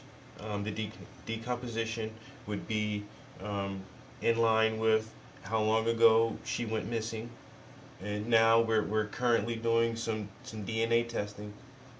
But even before the DNA testing, you can be absolutely sure of sex and age. Like you say, just for forensic purposes, and then once again to study the past and how did groups of people balance their tribes or villages or whatever. How did they? What was the division of labor? Were there always more men than women? Were there more women than men? Did they have a more equal balance where it was 49-51 or something like that? And that's cool to know shit like that about the past.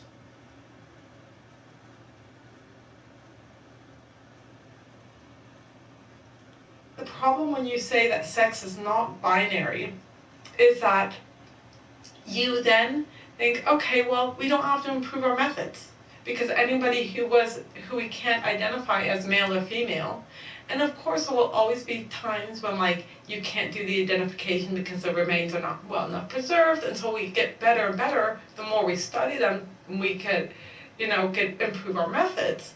But there will be people who are classified as unidentified, and this is just because we're not perfect with our methods. It's not because these people were trans or that sex is on a spectrum. And so I talk about that, and then I also, there's a misunderstanding, I would say, of disorders of sexual development, like individuals who have abnormal chromosome numbers, like XYY or XXY, or a missing one. And these are pathologies. They're birth defects. They're not another sex. It's an insult to people to say if you have, one of these things that you are some kind of intersex or some kind of in-between sex, or it's a pathology. These people a quick question on that. Are there medical, this is something I know a little less about, but is the term... We're 48 minutes into this conversation, and she really hasn't gotten deep into her research of actually what she was doing. She's trying to explain how she's been censored and blackballed. I did not think it would be this long before they actually delve into the hard research and what she was actually learning and discovering. But once again, this is science, and science can be biased, and science tries to blackball a lot of people, and one of the easiest ways to get motherfuckers is, oh, you're a racist, don't listen to this person, they're racist, don't listen to this person, they're a racist. She doesn't sound like a racist to me. She really doesn't. She sounds like a hardcore fucking scientist who is going to use the scientific method to learn as much about the world as she can. And she just happens to like fucking bones and looking at the past through bones and skeletal remains. Okay. And she says shit like, everything we dig up isn't sacred. Okay. And, that can be an argument, but at the same time, that's very nuanced. She saying that everything isn't sacred and we have the right to do research. saying that you can definitely identify people who's their sex from their bones. That's that's not even an argument. Well, people try to argue, but I don't know. I don't see where she's fucked up yet. So far, she seems like a very sound, level-headed, intelligent professor. Hermaphrodite? Is there something medical where they do say, for example, you are, in very rare cases, you are technically born between the two? Hermaphrodite is now called either intersex or disorders of sexual development. And the thing is that they sometimes, these kind of defects, abnormalities, they are basically, you can think of it as something's gone wrong, right? So like, for example, a female who has an enlarged clitoris that looks like a penis is still a female. She's not halfway to man. And so a male who has, who's born with undescended testicles, this is still a man, right? So I see. Yeah. Sometimes, if we're just looking at soft tissue, we might make a mistake, but the ability to either produce sperm or to ovulate is one of the main factors. That then controls all sorts of things. So it's not like there's only one thing that tells you it's male or female. And some things can go wrong. But we have 5 fingers on each hand.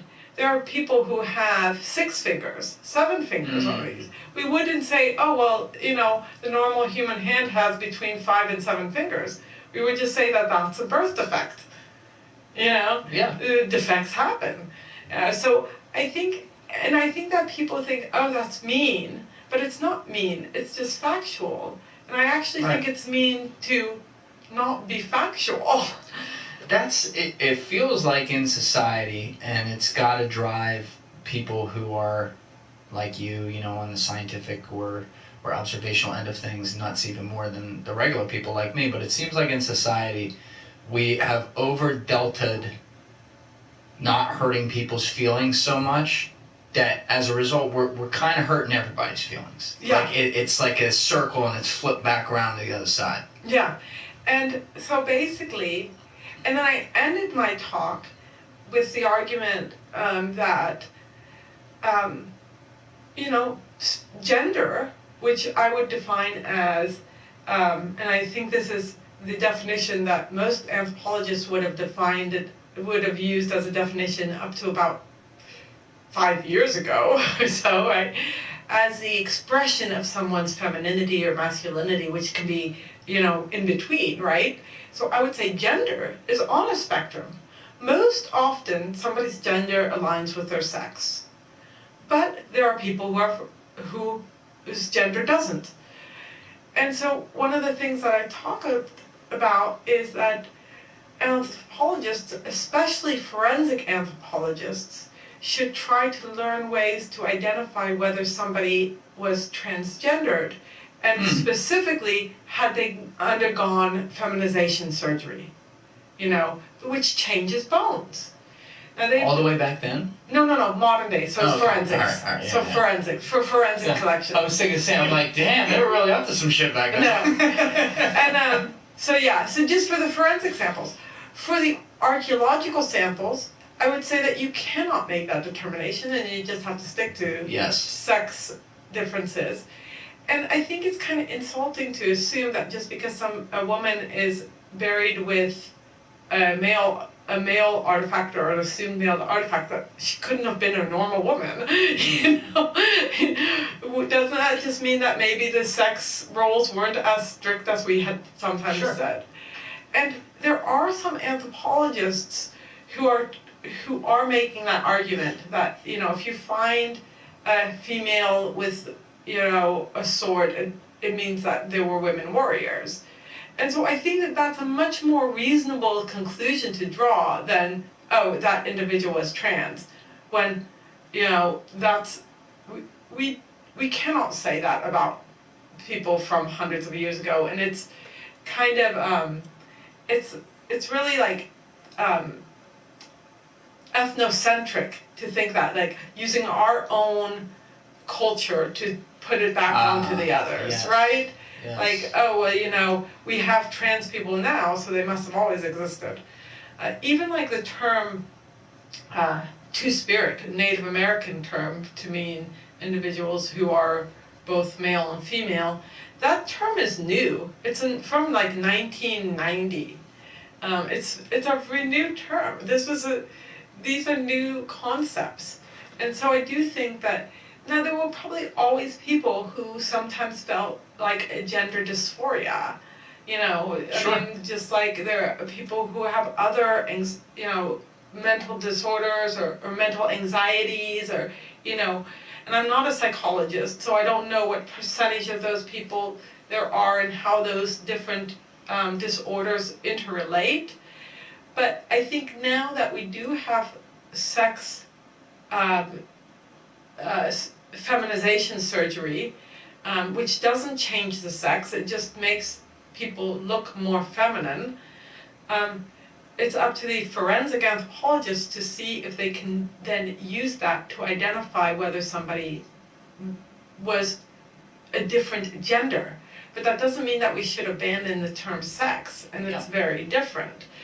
So I thought this was all very, I thought it was all very politically correct, quite honestly.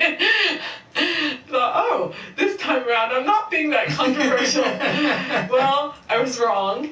And so our panel was accepted in July, and then about end of September, we got an email basically saying, signed by the president of the American Anthropological Association and the Canadian Anthropology Society, saying that they're withdrawing our acceptance, that it's been rescinded because of the harm it will cause to the LGBTQIA community. There's a lot. There's pluses and minuses and things like that. So this is the first time a panel has been rescinded in the whole 122-year history of the American Anthropological Association. Fortunately, Heterodox Academy, which is is where I'm at now. Heterodox Academy is an organization that's trying to get people to come back to a civil disagreement as opposed to uncivil disagreement. I like that. And so their motto is, great minds don't always think alike. And so Heterodox Academy has a Center for Academic Pluralism. It's basically, academic, is some academics there, and we think differently or have different perspectives even within our group. And so their position is that, you make your case with evidence, you stay humble, you give people the benefit of the doubt, you be true to yourself. Those kinds of, that's like the heterodox way. All good stuff. All good stuff. And so they came in, and I'm there for the year as a faculty fellow, and they came in and said, look, we'll rescue this panel. They didn't use the term rescue, but that's what they did. And we'll put it on as a webinar. Wow. And so it ran on November 8th, I believe. It was live streamed. We had 400 registered viewers, which is pretty good for an academic webinar, and over 2,000 live viewers otherwise. Oh, cool. So and I think it's probably about up to 4,000 views now. It's still on YouTube. And basically we all gave the talks that we would have given at the conference. It's still a shame. I mean, in a sense, it's still a shame that anthropologists are basically saying we don't want to debate it. We don't want a debate, and we're not letting you on to our conference. One of the interesting things is that then they when this hit the news media, mainstream media, most people, I would say, most of the reports were on our side. I would say we got favorable coverage, This is a pretty wild story she's telling, yo. How you blackballing science? Boy, I swear, man, the world is just crazy, super crazy.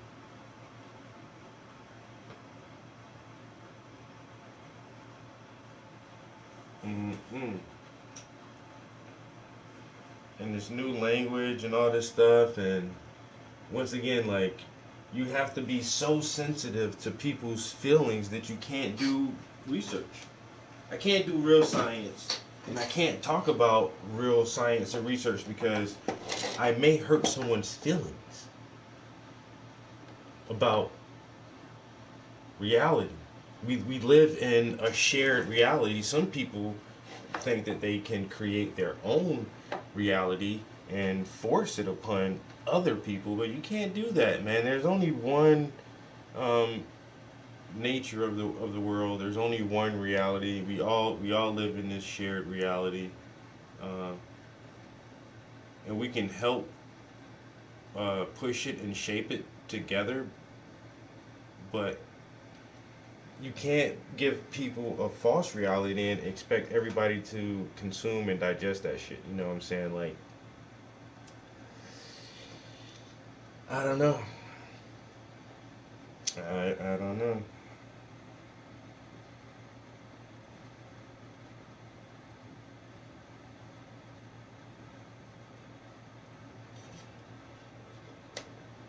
And now when good scientists are doing good research and say, hey, this is what we're finding out about the nature of the world, and someone says, well, that reality hurts my feelings. I don't want you to say that anymore, and I don't want you to publish this in a book. And we're going to ban you, and we're going to blackball you from this university because you're triggering me. I am triggered. I'm emotional damage.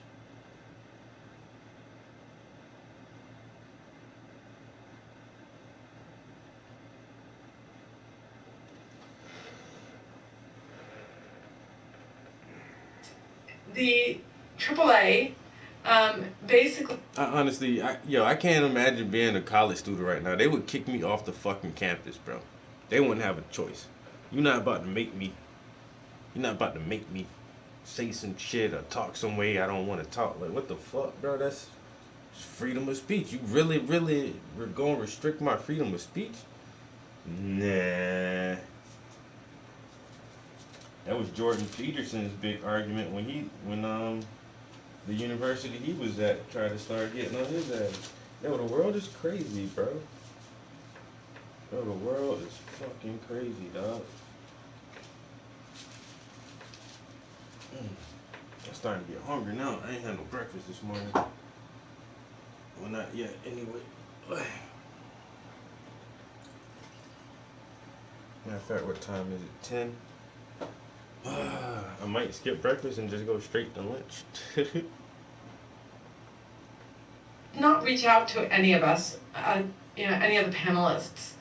And then they put out a statement for journalists, and some of the other panelists were like, are we sure that this is really from the AAA? Maybe this is like a hoax or something. It was so outrageous. They're doubling down in their examples. I believe, and I could be getting this wrong, but I believe they included things like to argue that sex is not binary, that some lizards can change their sex. Oh. So I was sure that it was the AAA because I was like, who else would take the time to write this, right? So, but we did get to present. No living being should ever eat processed food for every single meal of their life. Good, real food is simple. It looks like food, Smells like food. I can't go for the okie dokie, dog. Like, you can't hit me with that shit and expect me to just take it on the chin.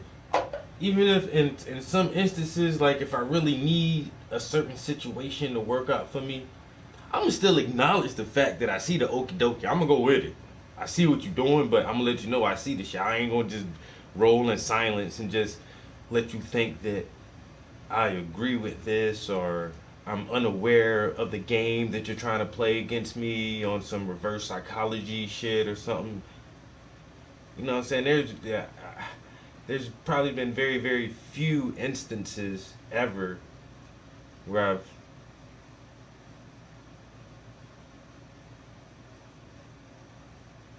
I've had to roll with the bullshit. But if I can see the bullshit, I'm gonna let you know. Hey, dog, look. You know what I'm saying? I see what you're doing.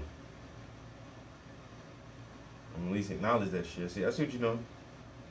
I can't do nothing against it right now, but I ain't blind, bitch. I is not blind. And some motherfuckers don't even try to hide what they do. It just be broad day. Right in your face.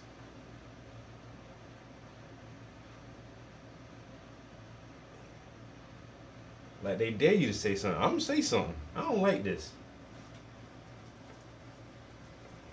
Once again, just like at my job, I still gotta do my job right now, and I do enjoy my job. You know what I'm saying? I enjoy my job.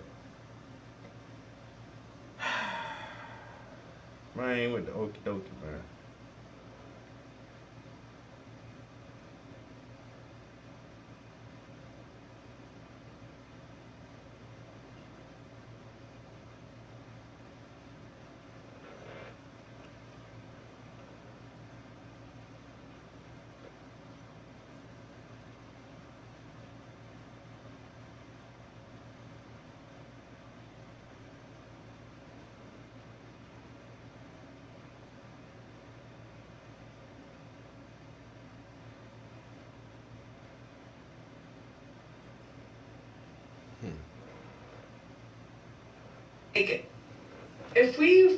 If we abandon the concept of identifying sex, we've really lost a huge part of anthropology. You know, not only in forensics but archaeology. And then the other thing is, many anthropologists are really important in medical research and biomedical research. So they teach anatomy, but also almost every university student will take at least one anthropology class because there's in the U.S.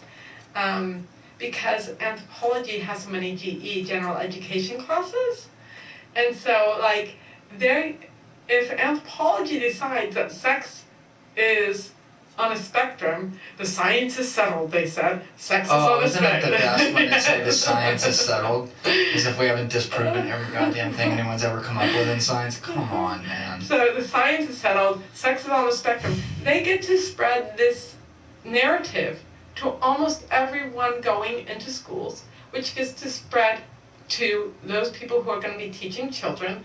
And I think that we need to, as anthropologists, need to understand the impact this has on people's lives. Oh, yeah. You know, our Discord and Patreon links are in the description. We're starting to do AMAs on Discord, and we are also now releasing a new show called The Julian and Alessi Show with my producer, Alessi Alaman, on Patreon, along with some other exclusive content from episodes that we have been putting out on YouTube that are not seen on YouTube. And like one of the things I'm interested in is seeing how transitioning, especially young transitioners, what effect that will have on their bones, because there's the jury is still out whether it will increase osteoporosis, whether it will, does it stunt growth in certain individuals, and all sorts of other things. I mean, I'm a bone person, so I'm interested in what it does to bones, but I've read like some quite scary stuff from other medical areas, such as, we don't know what it does to, when you stop puberty, we don't know what that does to a person's brain development. Oh, yeah. I would definitely be concerned about that if I was a parent. Yes. So I think that anthropologists really do need to walk away from the term settled science or the phrase the science is settled, and reopen up the debate about this on the osteological level, but also on behavioral level and further. What do you think's causing this? Like, this is a phenomenon, and it's not just in anthropology as we laid out, it's in a lot of things, that has taken hold, I would say, from my seat, looking more over the last decade. I don't think I even need to go too much farther back than that. I'm sure there were little signs and stuff, but it's happened so fast to where we're living in this world that wants to demand an iron line on everything based on usually a complete lack of evidence and just some arbitrary definition. And it is affecting the ability of professionals like yourself to go out and do the work you're quite literally trained to do. Wait, is this a funding problem? Like, the people who are funding things, like, where does this begin in your estimation? Well, I think that the identity politics, I guess that's what I'll, which I think encompasses all of this, right? Yes. So the Native American issue, but also the, citational justice issue to the trans issue. I think it's all identity politics. And it's kind of interesting that when people, when my talk was deplatformed for the Society for American Archaeology, so many special interest groups in anthropology jumped on the bandwagon and wrote their own letter against me. So the Black Trowel Collective, who also wrote a supportive letter about the recent cancellation. So they were in favor of our panel being canceled. The Queer Archaeology Group, and all sorts of other groups like that. I think that this is in large part a postmodern movement. Basically, and I wouldn't consider myself really that. I wouldn't consider myself that intellectual, quite honestly. It's like what are we? But I'm the youngest of 4 siblings, and 2 of my siblings are also in academia, and they talk about things that I literally don't understand them. Okay, so because I'm much more kind of a hands-on, I like anatomy, I like bones, I like in that sense, and so I hadn't really thought about where things were coming from until more recently. And I would say more recently, like maybe 2018 or so, when I started writing the book. And I think that it's postmodern movement that basically argues that there is no truth, there's no facts, that the only thing what matters is your lived experience and the victim's narrative. And so then what you get is you get an emphasis on the importance of people identifying as victims, and you create victim groups.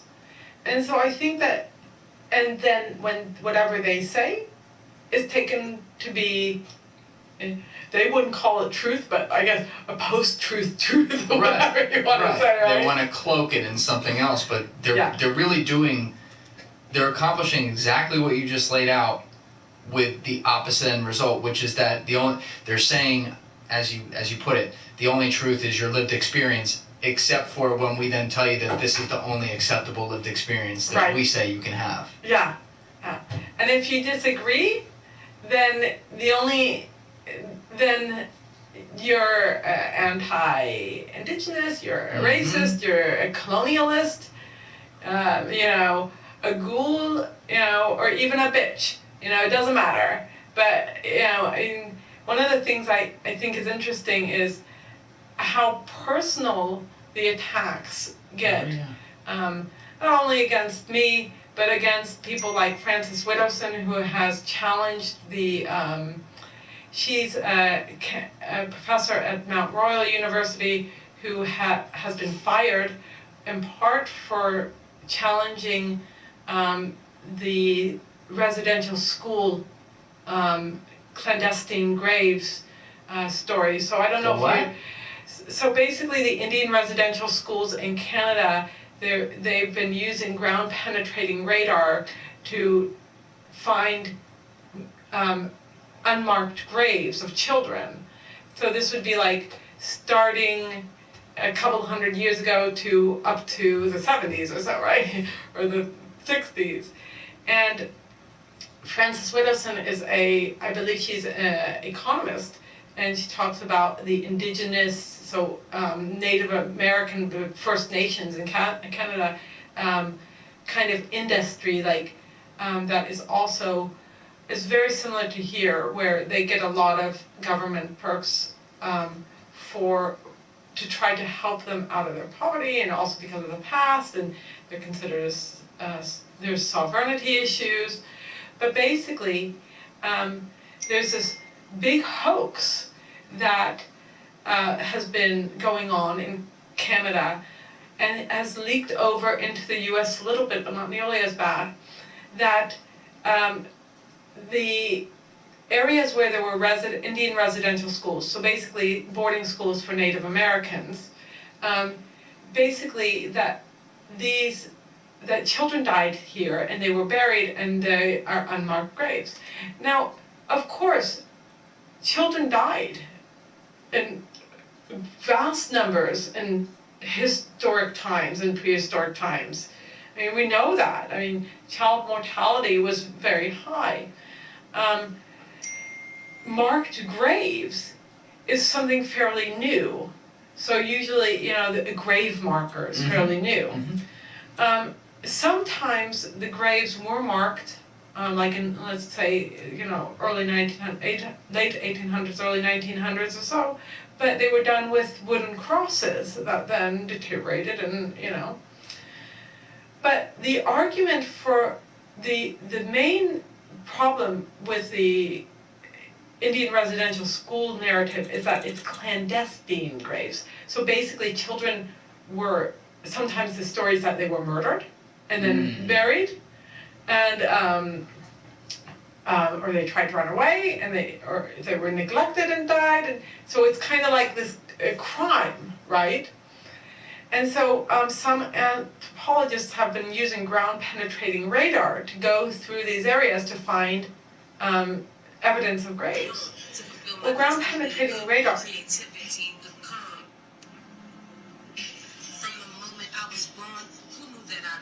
But the sun came up still, and at that moment that it dawned, I could feel a God inside me, help the universe put me on to fulfill my destiny of creativity, the calm during the storm. And I'm just conjuring these words like the spells they put on the masses, causing friction, cause the negativity, it be sticking, even though still the positivity is always kicking. So we kick it and push all of the clouds of doubt. You know the ones that I'm talking about. Anxiety, depression, and all of the stress that life be dressed in. But it could all be so simple. Pop out issues like a pimple. Make life smile so hard that it brings out her dimple. Brown eyes open wide for the sunlight to peek into. And finally I begin to see the beauty of myself like the ocean waves when they ripple. My brown skin so brown they call me earthling. Something I ain't earned, had it since my birthday. Push through the veils of life, become the guiding light. Hold on to dreams come true, after all the things you go through. Push through the veils of life, become the guiding light. Hold on to dreams come true, after all the things you go through. After all the things you go through.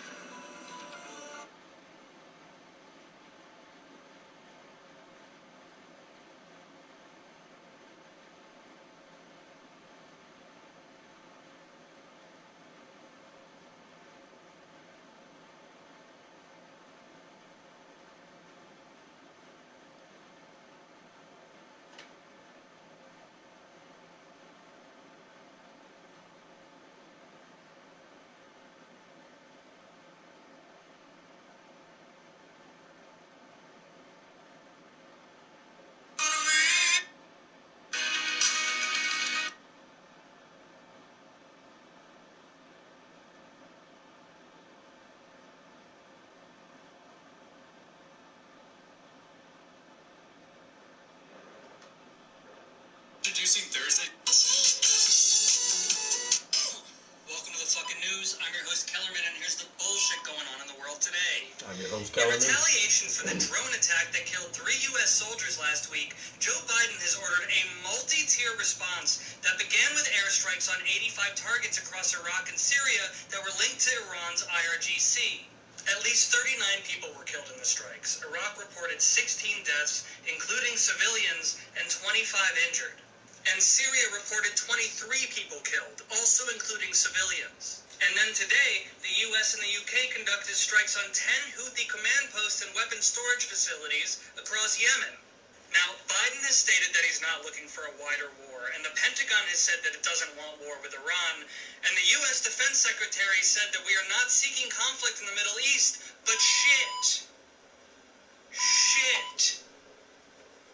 Meanwhile, the IDF raided a West Bank hospital disguised as doctors. Hamas stated that they'll refuse any deal that doesn't include Israel's complete withdrawal from Gaza.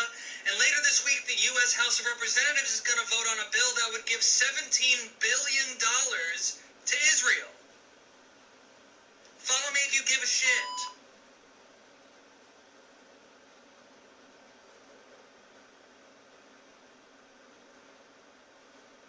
Welcome to the fucking news. I'm your host, Keller. $17 billion to Israel. For what? I don't, man, look.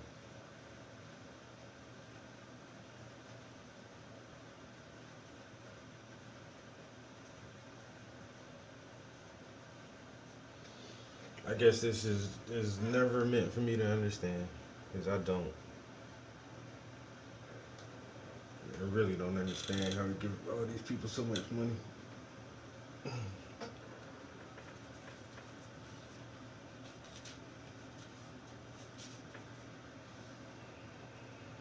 Ready to get seriously legally with Mood? Now you can.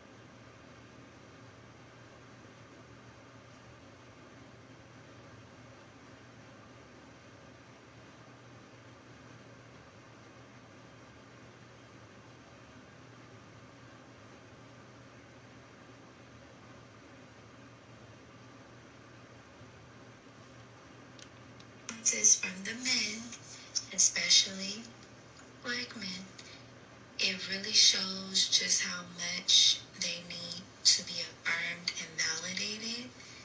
And you know the game plan, AG, that's my main man. We never break luggage, we go shopping when the plane lands. Still run from the same clan, used to be a caveman. Everything I rock is name brand.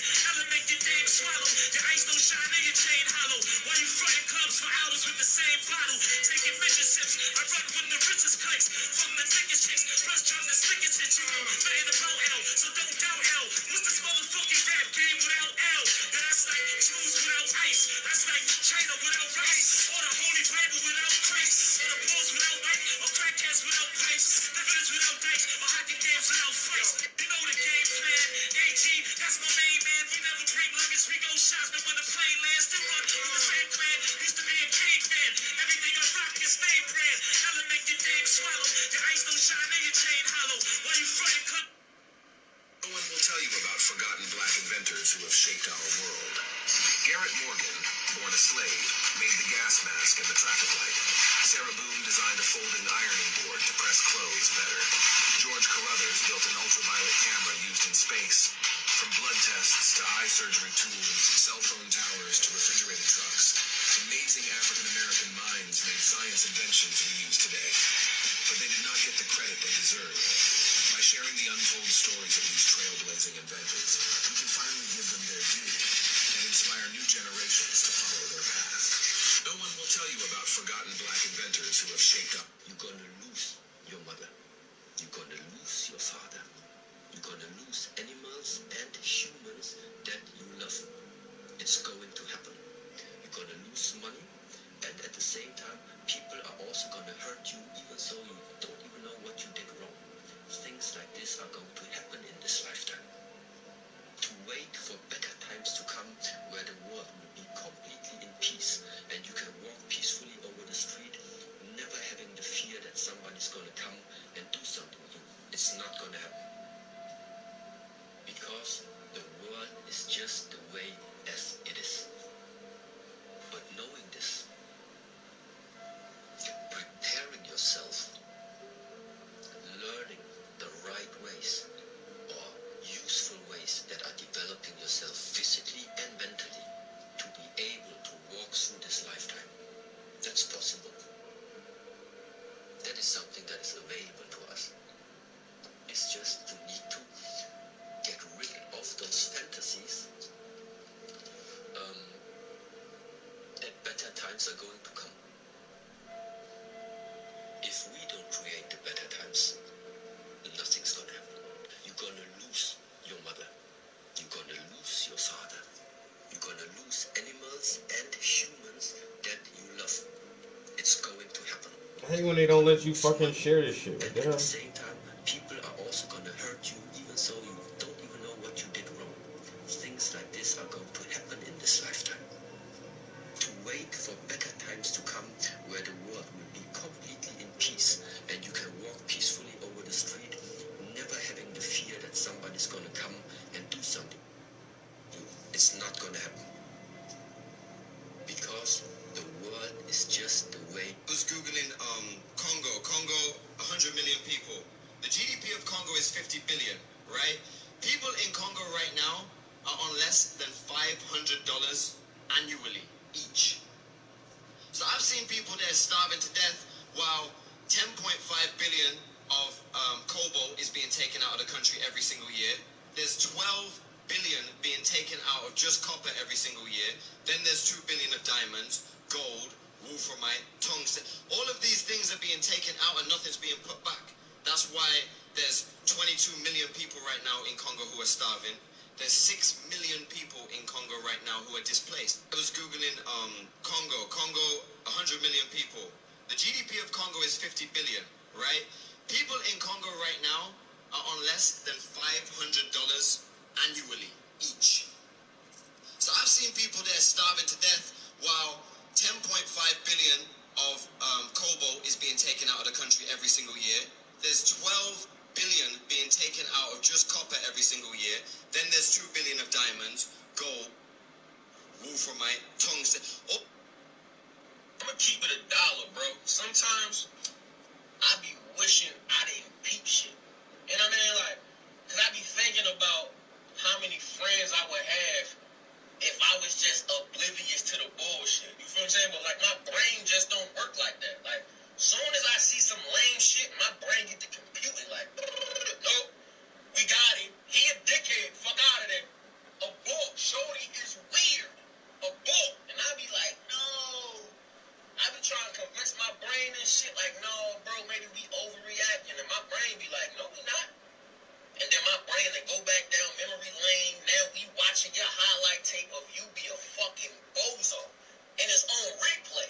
And I don't even want to cut you off. You feel what I'm saying? But like, how can I go against footage? We got you on tape being weird. Now I gotta cut you off. Damn, bro.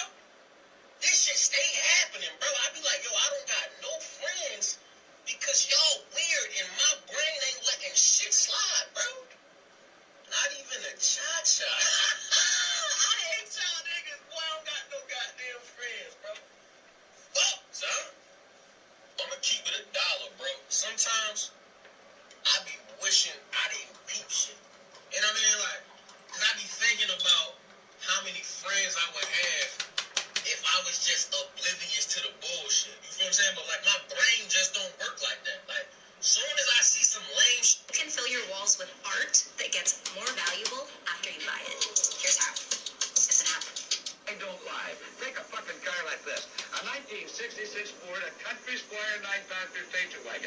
Don't worry about the equipment. Imagine all the fun you can have in the back. And while you're doing it, imagine all the money that bald-headed prick Ralph Williams is going to be making on the car he's trying to fuck you out of. Yes, the man will take every dime out of the San Francisco Bay Area and spend it on prostitutes, booze, and, of course, crap tables in the city of Las Vegas. I'm sure you've heard about it. So remember this. If you'd like to get fucked and look real hard before you buy a car, come down here. Let Ralph Williams do it. Why not? Why not somebody else? Remember our address is 345 El Camino Real in the city of San Bruno. But if you come from Marin County, East Bay Area, San Jose, your money spends just as well as anybody else's. And when this bald-headed son of a bitch gets hold of you, you will spend money. Talking about payments, 5 years payments of $100 a month. You can't get even. So shop before you buy. Make sure I don't lie. Take a fucking car like this. A 1966 Ford, a Country Squire 9-passenger station wagon. Don't worry about the equipment. Imagine... Nah, I believe that. We got 3 eyes, 2 ears, and 1 mouth for a reason. Much like I believe the brown folks were created to naturally be able to fly, float, dance, cook, and immaculately season. I got mahogany and molasses in my DNA. Merlot and Malcolm, magic and madness, goodness and Garvey. Pale-faced perpetrators turn my pyramids to pickaninnies. Pilgrims and pillagers turn temples to trap houses. Libations to liquor stores and holy got bodies to whores. Cause it's easy to pimp you when you numb the core. Easy to cheat you when you don't know you're worth more. But I got crystals and gems in my DNA. Starseeds are we, and I see. I be proof, I be truth, I be light, I be shadow, finding solace in night. And I love you just as hard as I fight. So as you proceed with caution.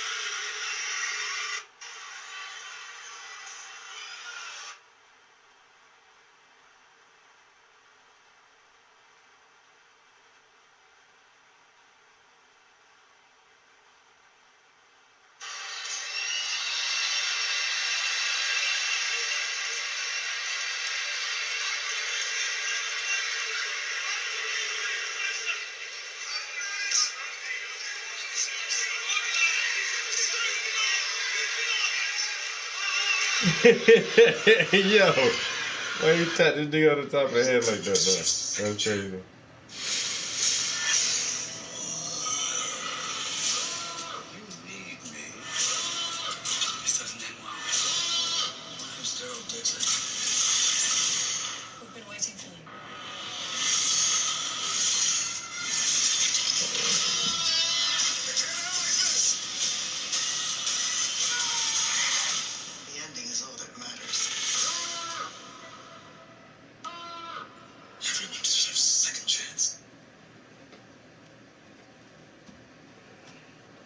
Tell you if there are graves. It will just tell you if something's in the ground. Our now ranked Sleep Number #1 in customer satisfaction with mattresses purchased in store. Visit sleepnumber.com to learn more. What it is in the ground, you have to dig up to find out what it is, right? You actually have to excavate it.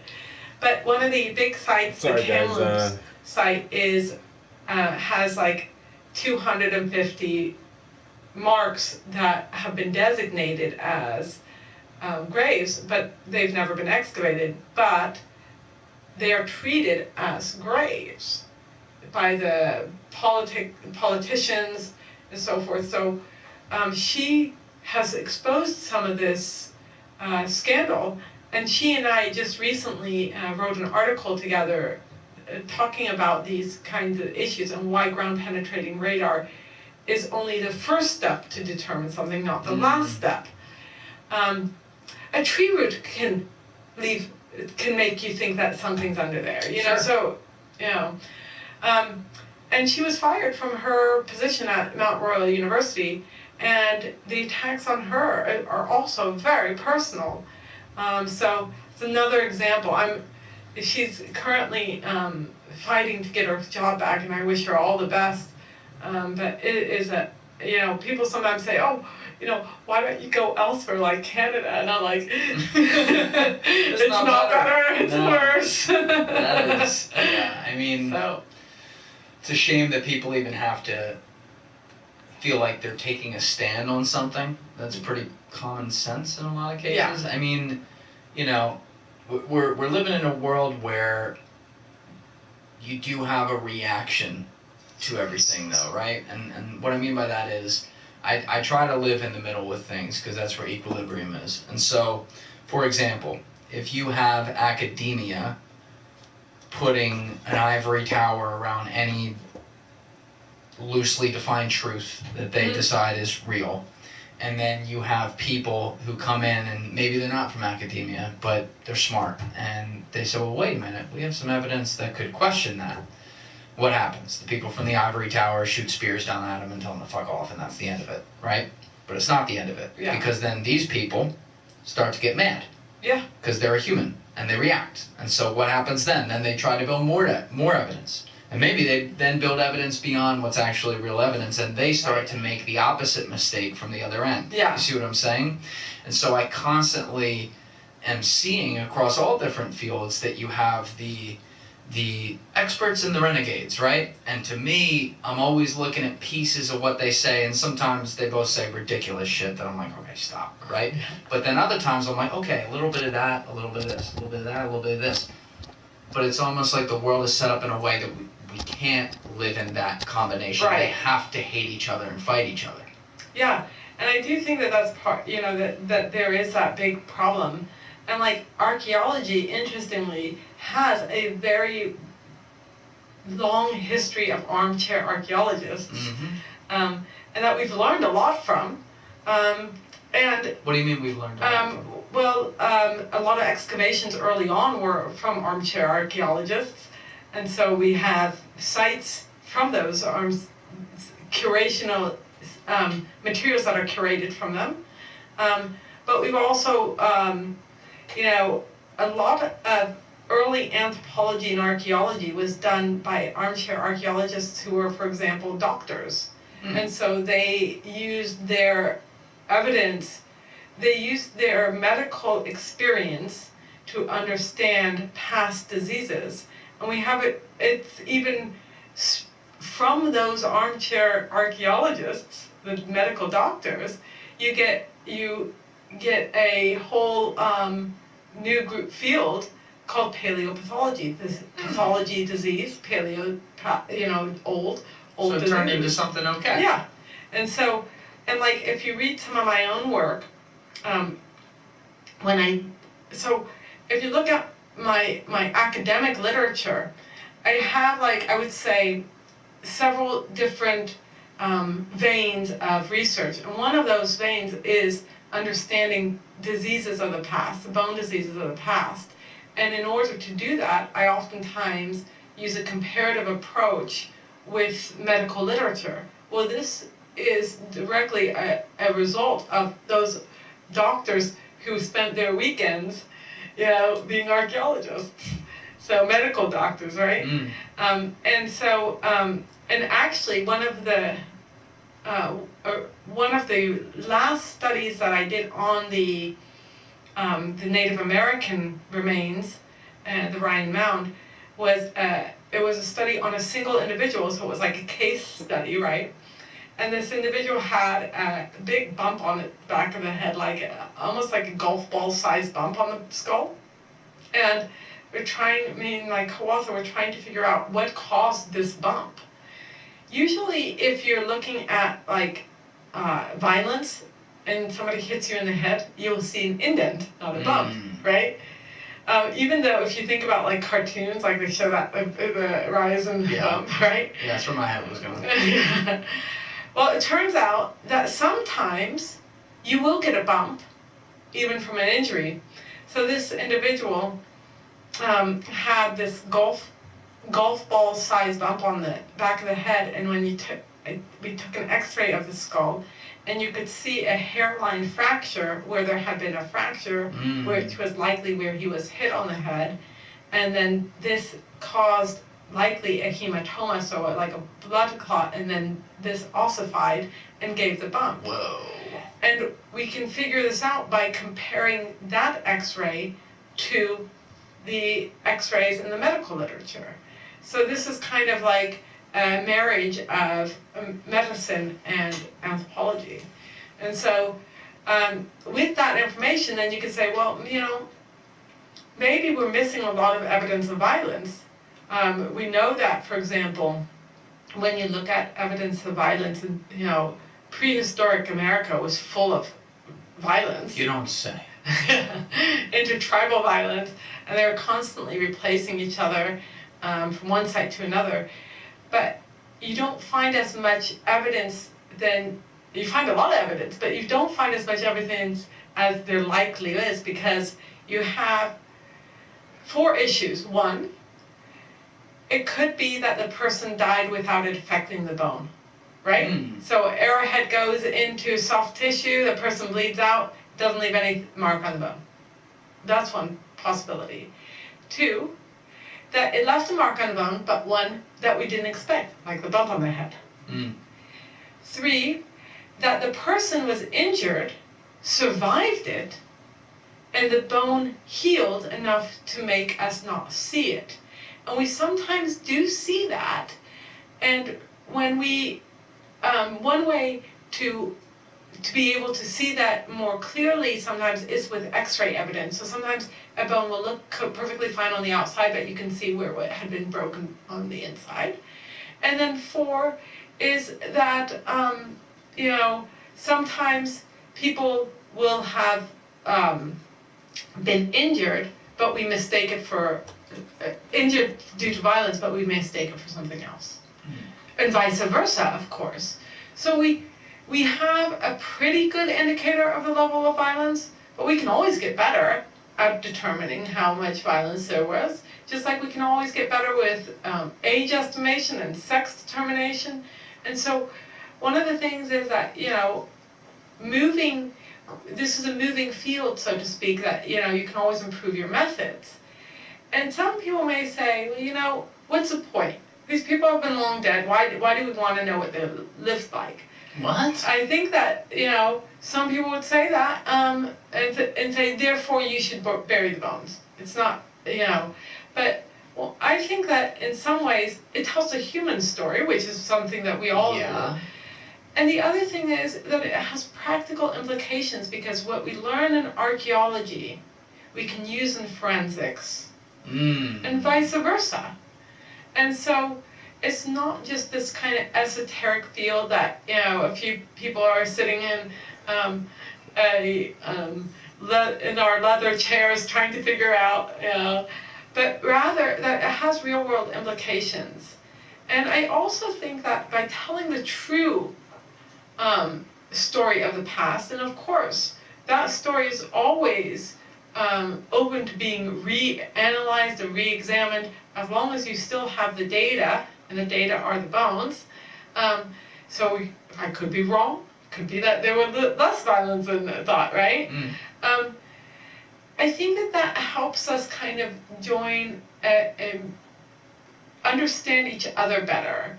So it's one of the things is like, you know, we have this image, for example, of looting. When you say, you know, the remains were looted, like, you know, I teach a class in mummies, called Mummies, and I spent a year living in Egypt. And when you talk about, you know, oh, many of the mummies, the ancient Egyptian mummies, were destroyed through looting.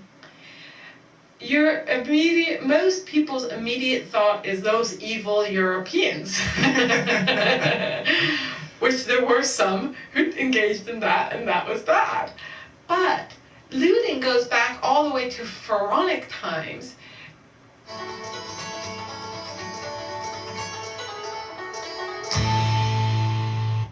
And we had like some of the earliest hieroglyphic writing about looting. And so the pharaohs, right? Oh, okay. Yeah. Right. So it goes back, thousands of years. And there were times when the priests would be moving mummies to try to prevent looting. And that's one of the reasons why it's sometimes difficult to determine whether that mummy is really was that a royal mummy or not? We don't necessarily know because of the movement. So when you reveal that looting is not just by one person or one type of person or one group of people, then you can see, well, you know what? That means that, this kind of bad behavior is something that's a human nature, not a particular group. And therefore, you don't hate a particular group for engaging in that. You figure out, how can we convince all humans not to do that? Yes. And I think the way to convince all humans not to do things like that, not to loot, not to destroy remains because they want the financial gain, I think the way to do that is to show them how much we can learn by studying them, and so that when excavation occurs, that it occurs in a way that best preserves the remains, and then curate them so that they can be continuously studied. And this is a human story. So I think it's a real shame when you start pointing fingers and saying, well, it's only these people, because it's never only one person, only one type of people. It's always more complex than that. Yeah, and I think people always, throughout at least recent history, the last few hundred years especially, they try to create narratives with ancient civilizations and remains that are found to, you can do stuff where it gets to people trying to claim racial superiority and stuff like that. But in reality, we are an animal. We're the king of the animal kingdom, and as a full human race, there are human sins that we all do throughout time. We are what is it? The 7 deadly sins. We all have that. It manifests in different ways across everything, but you can get lost in that if you start trying to separate it out, like you said. And I got into this asking you about people who have maybe dissenting opinions, and you used the phrase armchair archaeologist, which I know what you mean, and I've talked to some guys like that as well. But one of the main names now in pop culture is Graham Hancock, because he blew up through going on Joe Rogan so much. He's done a big special now on Netflix that was pretty good, from what I watched. And he's a very fiery guy, and I think he's a prime example of someone who gets attacked so hard that then he reacts and he kind of comes back at people, right? And I understand, I wish he wouldn't do that sometimes, of course. He has attacked me quite... oh, he has? Yeah. So you have a personal... I don't know him. I don't know him, but... Nick has met him. But basically, on his website, he had an article that was written by his assistant, I guess, that basically said, the academic anthropologists call Graham Hancock a racist, but they're the real racists. And then he goes through and, or she goes through and basically uses my research and example at the deplatformed talk from the Society for American Archaeology as the example. And so I reached out to him actually very politely, and then I posted I put a comment on to give context, and that was not posted on they did not post my comment. He then later on, I reached out to him and I said, let's talk about this and, see, where the misunderstanding is. And basically he said that he disagrees with me and he thinks that he stands by that article, and if I want to, I can repost, I can send him the material that I put on the comment thing, but I didn't bother. And yeah. See, that's very disappointing to me, because that's committing, he's using the same types of attacks that get used against him, against you in that way. Yes. That's wildly hypocritical. Yeah. And like, I mean, I don't know his work. From what I understand is that he accepts the narrative of the indigenous narratives as evidence, and I don't. What do you mean by that? So I think that he takes seriously mythology that they tell as a historical fact. And which is kind of funny, because one of the things that I'm very criticized for is that I don't listen to indigenous narratives. So my position is that origin myths, folklore, oral tradition are all poor lines of evidence, because there's no written language, and there hasn't. Real quick, I'm hungry. I might make a quick the Native Americans, because I do want to go maybe another First 30 or Nations, 40 minutes. and most of the South Americans, they all did not come up with a written language. And so when they tell us things today, we cannot know how far back that story goes.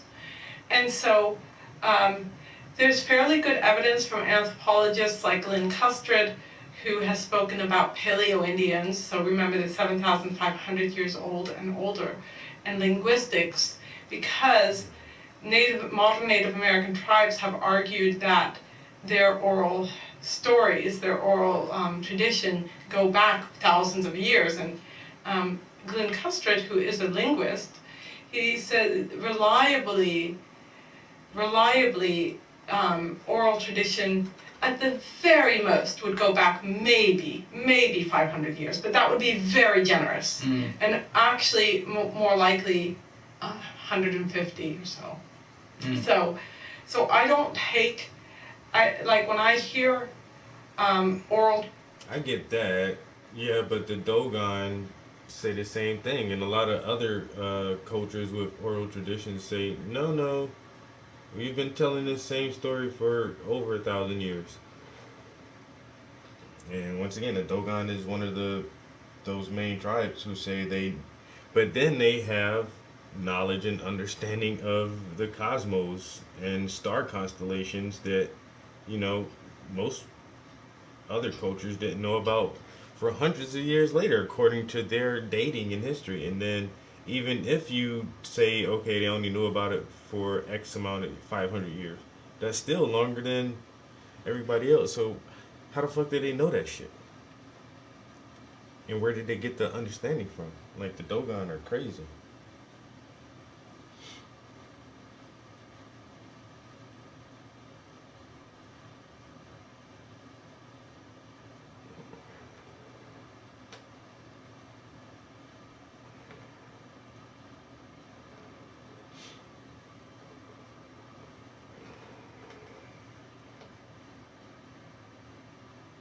Alright, I say I'm looking for a stopping point. I really just have to pull back real quick, because if not, I'll just continue to keep going. Alright, let me stop right there. I'll probably just fix something real quick, like a bowl of cereal or something. I think a bowl of cereal would be just fine for breakfast this morning.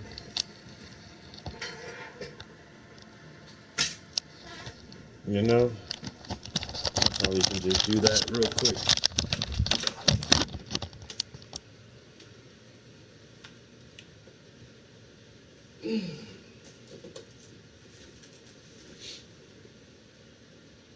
Just try to save the battery on that. I might have to put my iPad on the charger, actually.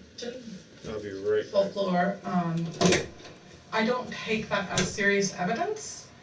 I think that, and that's why I come to some of the conclusions that I do, especially regarding the peopling of the Americas and various other aspects.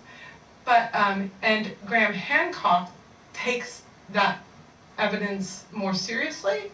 Ironically, the people who have called me a racist and sometimes oftentimes criticize me for not taking oral tradition seriously, and so does he. And they both call me racist. Yeah, see, I personally, that's a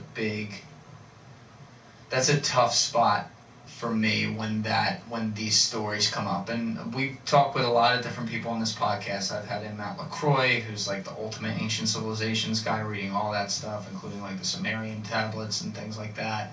And then I've had in a Christian apologist, Hugh Ross, who's like the Bible's all real. I've had in physicists like Lawrence Krauss, who tell you none of it's real, right? So we're all over the board here.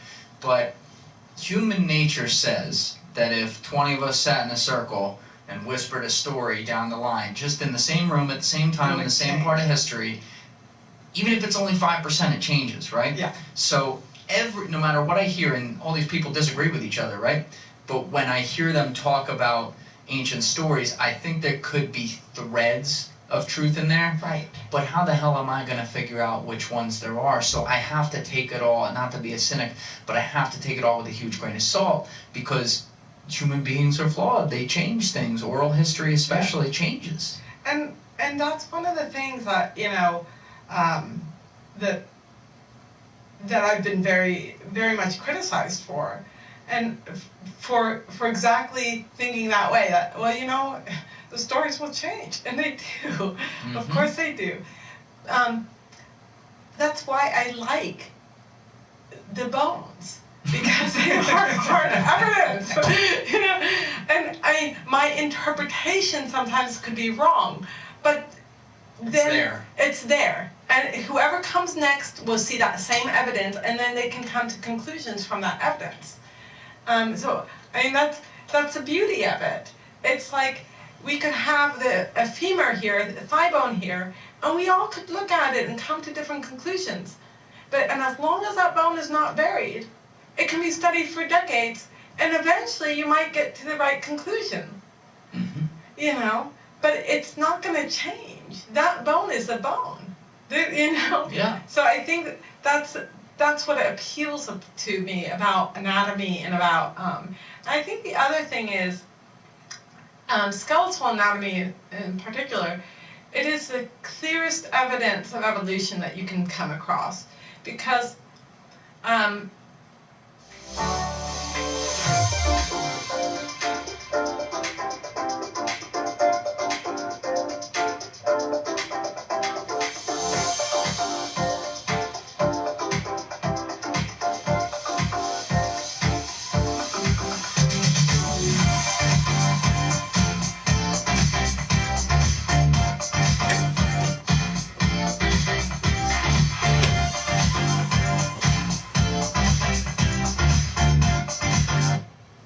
There's just so much similarity between one animal and another. Mm. And if you were going to design different animals, why would you put all the same bones in the same sequence and just change the shape a little bit? That's it. It's remarkable. Like, if you know the skeletal remain, if you know the bones of, a cat, a human, a pig, you'll see so many similarities. And actually, forensic anthropologists oftentimes use pig carcasses to do their experimental studies, like studies on, like if you take a knife and stab this pig, will it leave a mark on the bone? Why pigs? Because they don't have fur, and they're fatty. So it's just like us. We don't have fur and we're fatty. Some more fatty than others. Yeah, for sure. I feel like when you're looking at the old bones, though, they had a better lack of a weight problem back then. I'm sure they did. Opposed to us now. And one of the things that I did, one of my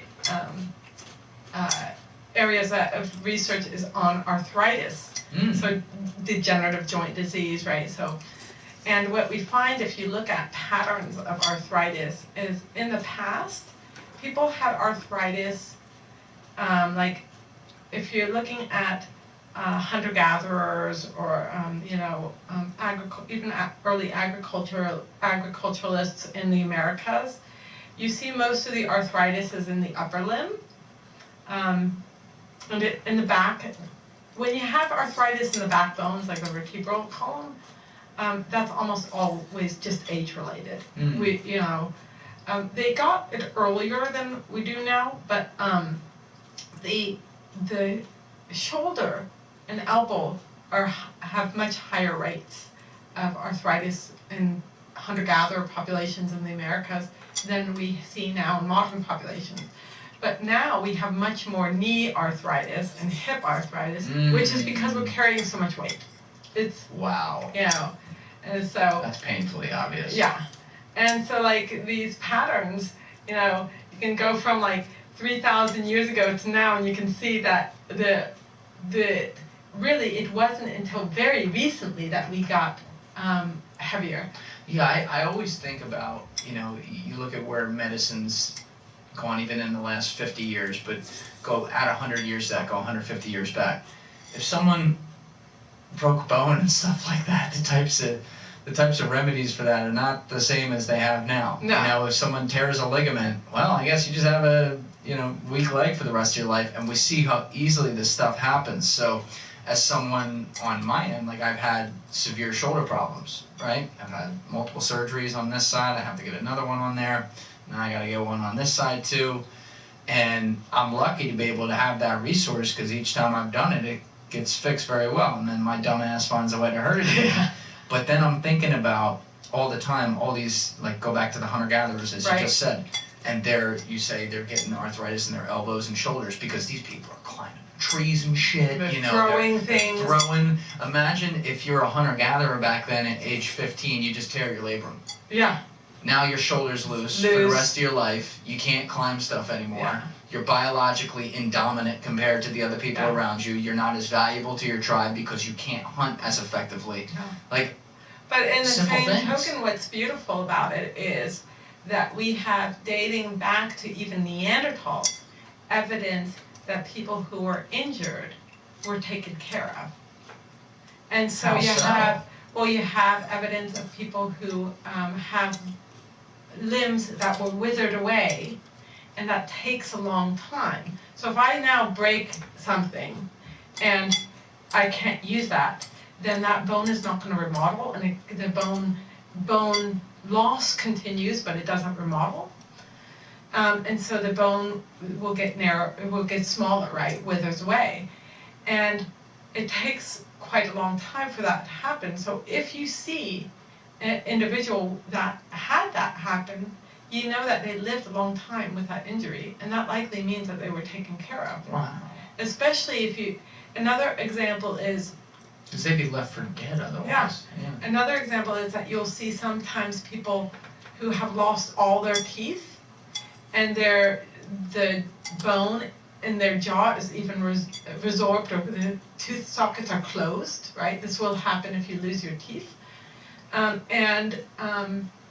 But it takes a long time. So if you have an individual who has lost all their teeth and their sockets are closed, then they were taken care of in some way, most likely. And so I think that this is a perfect example of, that humans have been looking after each other as well. That's very cool. We don't only fight, we sometimes get along. Right? Yeah. And and I want to get to the fun stuff with you, because we've been going through obviously a lot of things you've had to deal with. But when you talk about the research you've done, the stuff we've mostly gone through today has been a lot of, I guess, like North American type things you're looking at. But have you done research a lot around the world as well on ancient civilizations? What would you say the scope is? I mainly have done research on a Native American remains, but I have done research on Quebec prisoners of war from like the 1700s. Oh, wow. The Carthage collection, which is the Byzantine Carthage, so 6th century. And then forensic collections. So the oldest thing I've ever done research on is about 2.5 million year old foot bone of what we call a Homo habilis, which is so if you look at human evolution, when you go from the split from from apes, the big ape-human split, right? Is approximately when do you think that about was? 5 million years. And then you have like the little, what we call the Australopithecines, like the Lucies, right? And then around 2.5 million years, you get your first fossils from the genus Homo, so Homo habilis. And habilis means handy in Latin. And so this is also when we see some of the first stone tools made, and so it was thought, and it's still very, many people still link Homo habilis to the first stone tools 2.4 million years ago, 2.5 million years ago.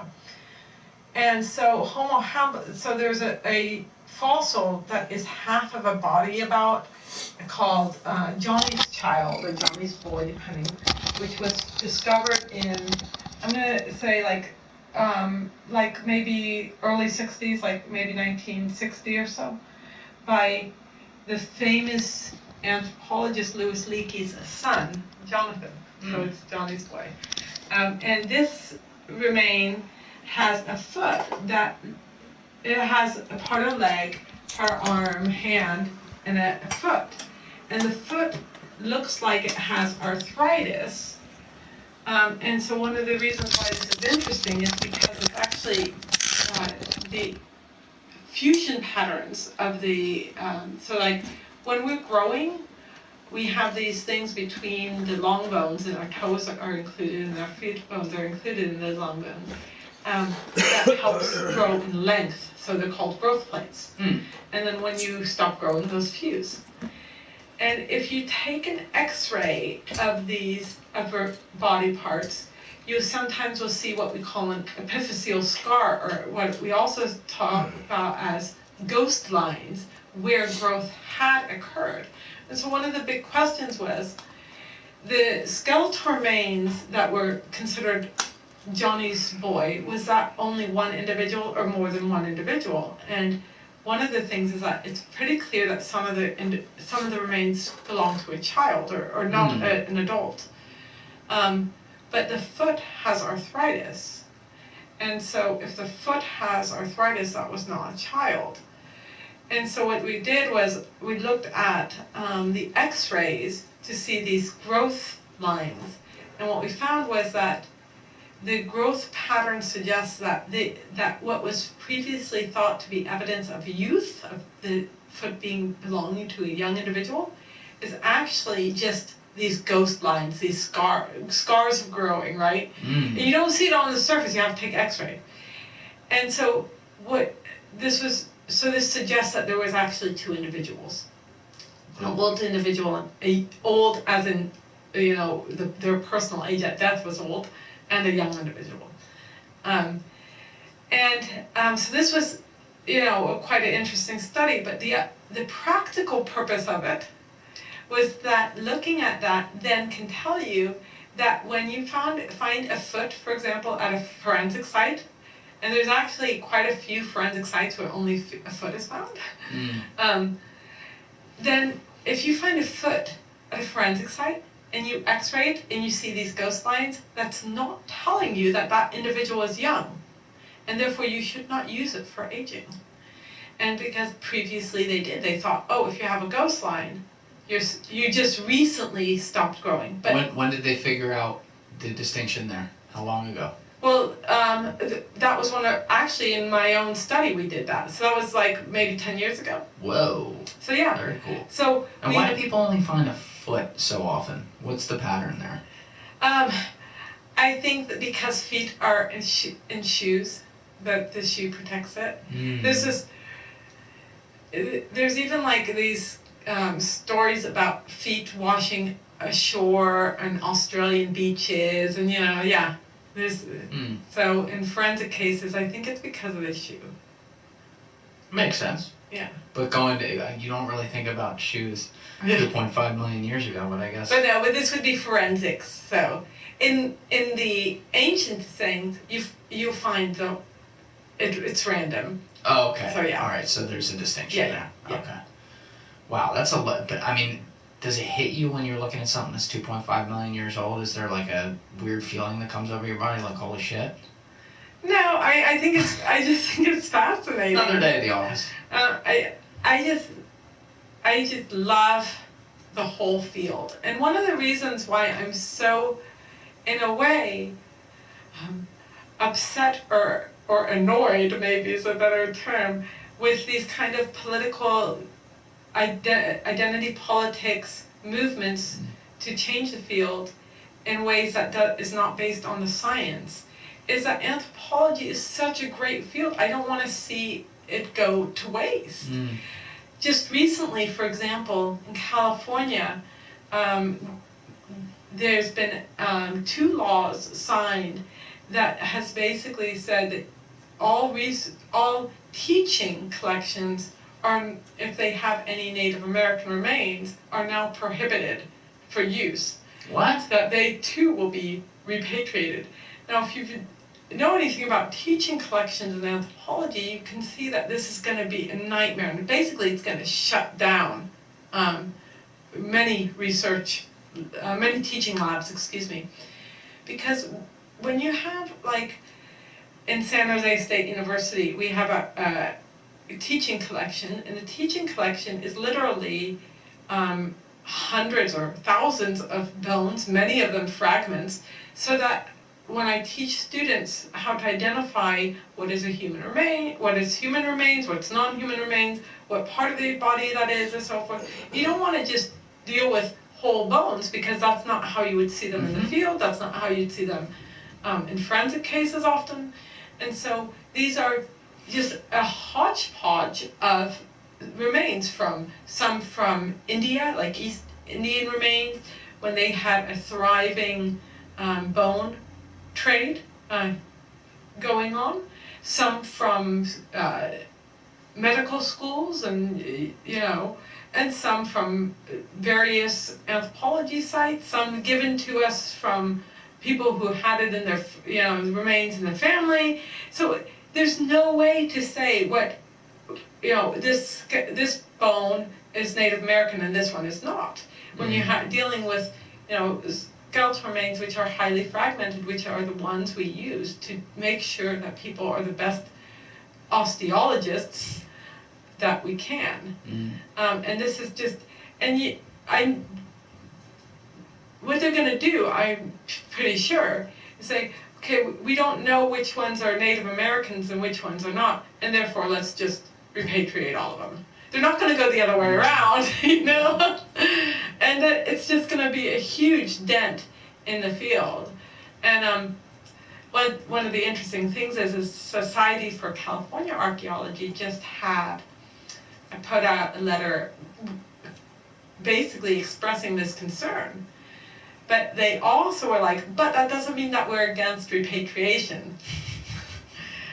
I don't think on the team.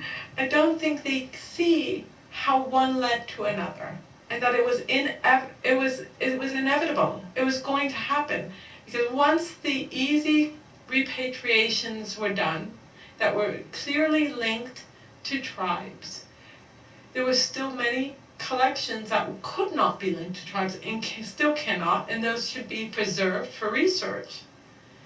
And now those are being attacked, and now the next step is teaching collections. And it's just going to, and of course, as we talked about, x-rays, data, photographs, all of this is going to be off the table. And it's going to be the burial of anthropology. If it were up to you, though, and you could wave a magic wand and be in charge to fix this problem and give hope to the next generation of anthropologists or people going into similar fields that are having similar problems, what's the main actions you would take? What are the main actions you would take? I would repeal, or have whoever is in charge repeal repatriation laws. I would then open up all the facilities that are holding remains that are still like slotted to be repatriated but are not yet, and open those up for research again. And I would hope that it would be my dream that we can we can bring people into the fold to understand that there's more important things than burial rituals. That it's important to study the remains in a similar way that we've made people aware of organ donorship. You know, in many places in the world, people wait for organs for so much longer than in the U.S., Canada, because there's no culture of organ donors. And I think that they've done there's been a very good push in the medical community and so forth about organ donations. And I think that anthropologists could have a similar push to encourage people to consider that when they have died, that their remains shouldn't be buried, but really should be donated to either a forensic anthropology collection, or to science or anatomy classes, or for organ donations, to really change the culture of of what we consider with the dead. Yes. That would be my dream. And you know, it's kind of funny because one of the things that people will often ask me is like, well, what, you know, and oftentimes they will ask me angrily, but they'll say, well, what if it was your grandmother who was, and you know, I would have no problem with it. I would have no problem with it if it was my parents. And my parents have, you know, they have put on their will that they want their bodies to go to science or to university lab for anatomy classes. So I think that we need this kind of increase in cultural acceptance of that there is not only one way to respect the dead, and to respect people's families, but basically that one of the ways to create respect is to create a culture of acceptance of that once you are dead, that your remains still have use. Sure. And we can learn so much from them. I might even, and I'll take a slight contrarian view on that and still agree with your premise. Let's say, though, it makes it more personal when you use an example and put yourself in your own shoes with it and say, hey, I'd be okay with this with my parents and grandparents. But let's just say for a second the people who at any point were alive while there's people alive now are off limits. That would make it, you know, maybe you have at the highest end of the spectrum a 200-year or 150, 200-year type gap or something like that. There does need to be a line at some point, though, where you can study things to learn about cultures that, you know, say didn't have an iPhone to store all their data about what went on, right? Yeah. So if you're talking about, like you've cited examples today, I think you said the ones in Quebec, you were looking in the 1700s and stuff like that. None of those people, none of their family now know who they were. You know what I mean? Like, there's no personal tie. Yeah. And I actually think that that's a good point. Like, in a sense, you know, there's a couple things here. One thing is that if there are some examples where there was a clear familial link where repatriation occurred, which I think turning decades of information into a source of future inspiration. That's what really matters. My family, I wouldn't have it. I can understand that, and I think that that's individual differences, and you know, there's still enough of a tie-in. And of course, one of the most famous cases is of the MOVE bombing.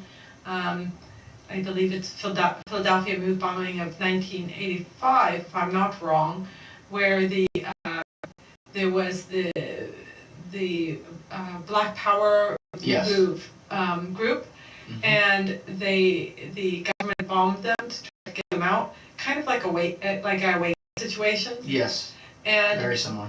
They basically, the university had the remains from the two of the children who had died, right, been killed, and the family found out that these remains were in the classroom. they wanted the bones back.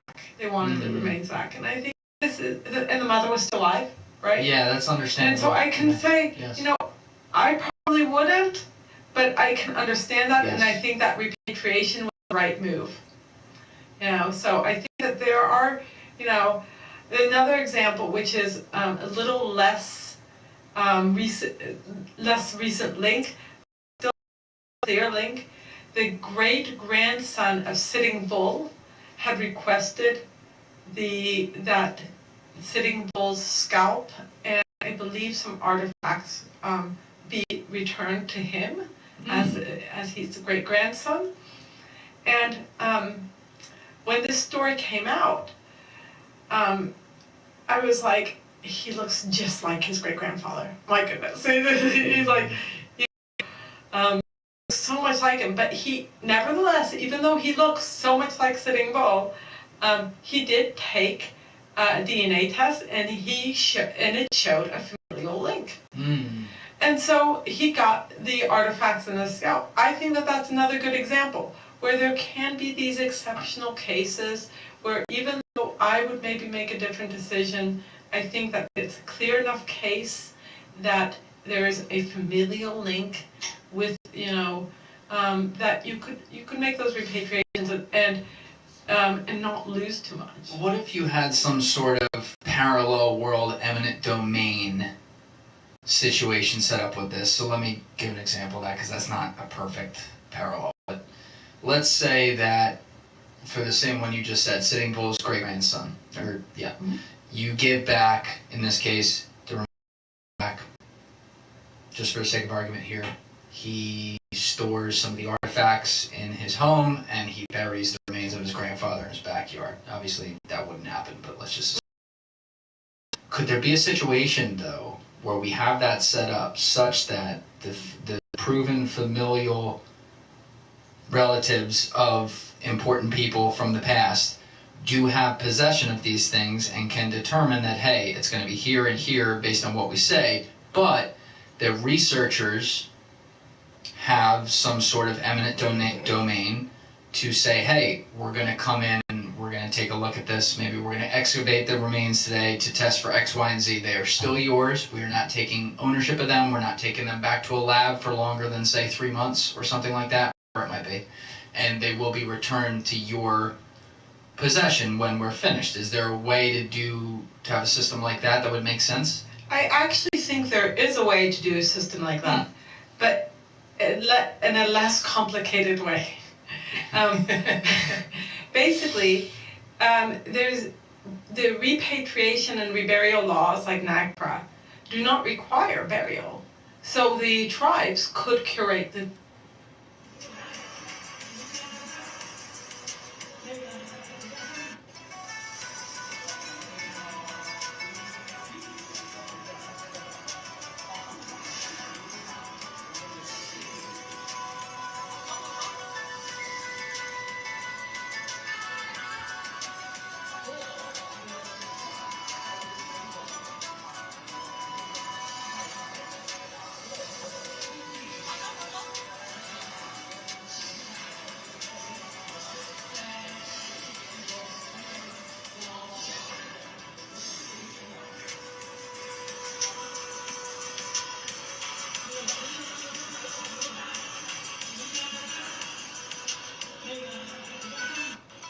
There is one sharp contradiction between the United States government and the Israeli government, and it's not over killing civilians, because the U.S. could stop that if they wanted to.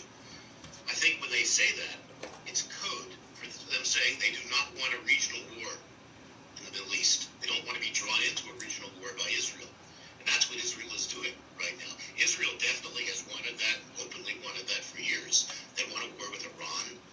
They want to fight Hezbollah. Even though they know that Hezbollah is too strong for them. They learned that in 2006. So I think what's going on is that Israel has multiple objectives. Of course, it wants to kill as many Palestinians as it can and destroy Gaza, but its bigger objective is to draw the United States into a wider war. And we're not hearing anybody talking about that. I searched on the internet before this. I found one article from CNN about it, and I found it mentioned briefly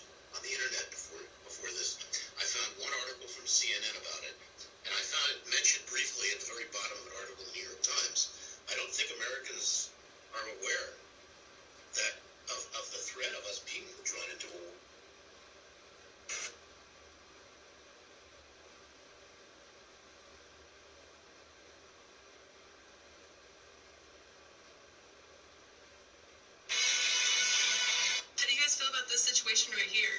Ladies and gentlemen, we are in the thick of an invasion. Our law enforcement is overwhelmed by the chaos created by Biden's open border policies. They don't have the resources or the support needed to combat the magnitude of the criminal activity that is going on. And our communities are in danger. It's time to take the handcuffs off of our sheriffs who've been elected to protect the citizens of Arizona, which is why I'm introducing the Arizona Border Invasion Act, SB 1231. The Arizona Border Invasion Act will make it a crime to enter our state anywhere but a lawful entrance point. Through both inaction and opposition, Democrat politicians are supporting the humanitarian crisis at the border. They're supporting the increase in human smuggling, sex trafficking, rape, murder, modern-day slavery, and the fentanyl crisis. The things that I have witnessed as a nurse, I pray none of you ever have to see, but it's something that needs to be exposed. This bill has unanimous support from the Sheriff's Association. I hope our elected sheriffs and their officers will get the tools that they need and deserve to keep all of us safe.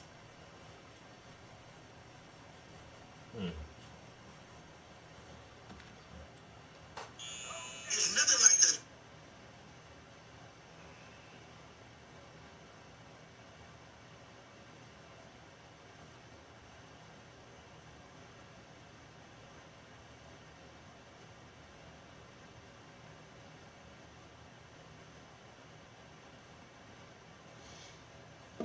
All right, I'm gonna try to make it till 12. Collections could keep the collections in their own facilities and allow for access to research. This does happen in some places, and I'm not against that. The only problem is that currently, almost all of the tribes who are active in repatriation do not want to engage in research. They do not allow others to engage in research.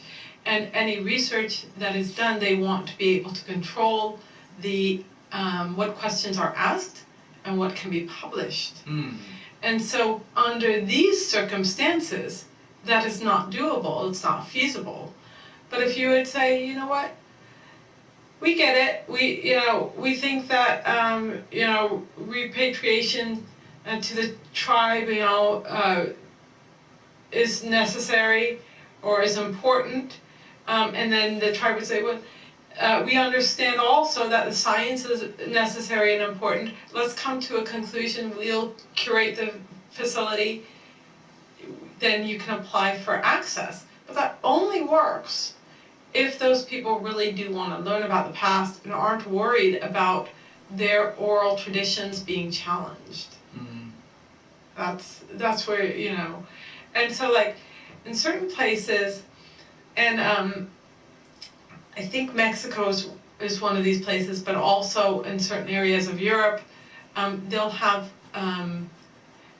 area curation facilities that are government run that hold many collections and that you can apply to have access to. Okay, so there's some potential routes you could go there. I don't think it will happen in the U.S. What are I'd asked you a while ago on the podcast about some of the periods that you've studied with Native Americans, but you had said, I believe, and correct me if I'm wrong, that some of the oldest, say, Native American civilizations date back about 9,000 years? Yes, is that right? So we have Native American remains that are in the Americas. Some of them are reburied already. I think the oldest ones might have been around between 9,000 and 10,000 years. So they're single individuals most of the time. So Kennewick Man is like 8,300 years from Kennewick, Washington, and that he was. Wait, Washington? That's like kind of north. Yeah. Whoa. So one of the suggestions is that they came across, of course, the Bering Land Bridge, but there's also suggestions that they came across on the Kelp Highway. So there's a variety of different routes. I suspect that the Americas was peopled with multiple migrations, From where? And from multiple locations. What places do you think? I do think that Siberia, so they came here by boat? Land and boat. So I do think that both. I think is travel generations and generations, right? So, and also, of course, if they're going from Siberia to Alaska, when the Bering Strait was a Bering Bridge, right? So, and then this feeds into, when was the Americas peopled, and that can be a little tricky. There's some evidence that suggests it was very early, like maybe even as early as 25,000 years ago. Some say it's much later, like 14,000, and depending on which route you accept will shape the time period too. I really do think that it's actually multiple migrations. There's no reason why there would only be one migration. Once you get going, other people are going to follow you, right? That makes sense. So, and one of the things we see in these Paleo-Indians, so once again 7,500 years old and older, is that they don't look like each other. They don't always look like modern Native Americans. So for example, Lucia, who is in Brazil, who's I think about 12,000 years old, she looked very much like, more like Australian Aborigine. And her skeletal features are the skull, whereas Spirit Cave, which was in Nevada, about 10,000 years, between 8,500 and 10,000. The timing differs sometimes depending on what methods used. But looks much more like what we'd expect a Native American to look like. So there's kind of, they look different from each other. Some of them look different from the present day Native Americans or the after 5,000 years, let's say.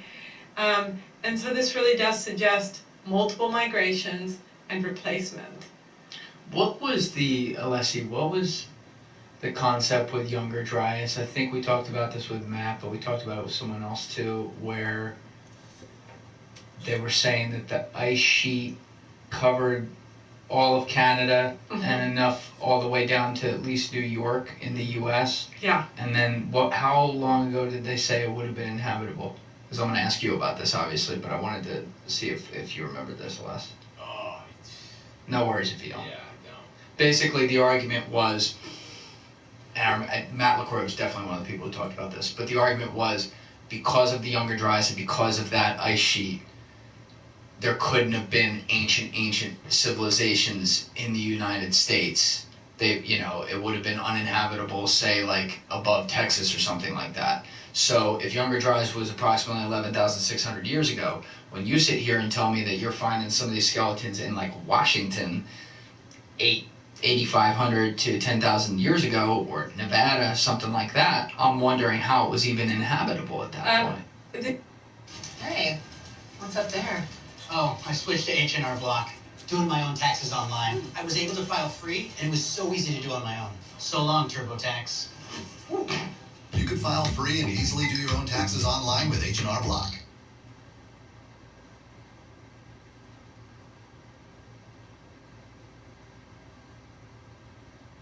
Doug and Andre came to TurboTax. We navigated a turbulent housing market by buying a motorhome. But we didn't know the first thing about filing taxes as first-time home buyers. I knew how to make their move count. We file taxes for millions of new homeowners and guarantee 100% accuracy on land and sea.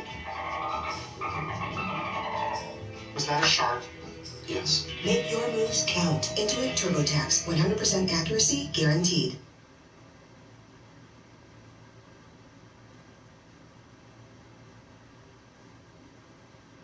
Ice Age ends at around 10,000 years. Like ends, but that's where I get confused. Yeah. Is that abrupt? It's not abrupt, but certain areas were less covered with ice than others. So the coast, for example, was not covered with ice. So that's one of the reasons why they think that they can follow down the Kelp Highway. And where is that? The Kelp Highway is basically a concept that that the Americas was peopled by boat, following along areas where kelp grows or is in the water, because kelp feeds so many other animals, and so this would have been resource-rich area. Do we have like where on the map would that trail have been? It's basically starting like northwest coast and going down the coast. So like Alaska. Okay. Yeah. So the thing is, the problem is that a lot of these sites would now be underwater, because as the ice melted, they changed the coastline. So, and like, I'm very much on the fence on when the Americas was actually peopled.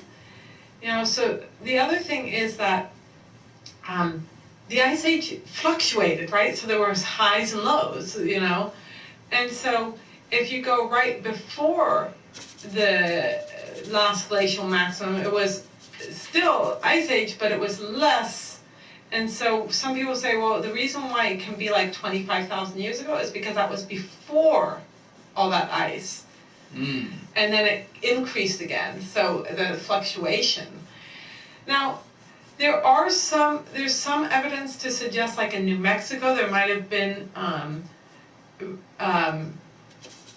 footprints, I believe, in volcanic ash maybe, that have been dated, or in some kind of preservation that could be dated. That's something like 20,000 years. But the problem is, we don't have any skeletal remains or really good artifacts that old. So the artifacts that are very old, not everybody's convinced they're artifacts. They might be naturally flaked stone, right? I don't know bones very well, and so even fairly, so I would not be able to tell like if something is naturally flaked or not, unless it's very obvious, you know. And I would love if we found like something, a 20,000-year-old skeleton in the Americas. I think that would be so cool. You know, right? That would make us rethink a lot of things. So I do think that I think the jury is still out. I don't think we can say for sure whether there was an early peopling, and like I said, before the last glacial maximum, or whether it was they came after that, which would be like right around 10,000. What was the name, you had a name, official name for it, but what was the name of the remains found in Brazil? Lucia. Okay, and when was that found approximately? How old was she? When was she discovered? Discovered? Yeah.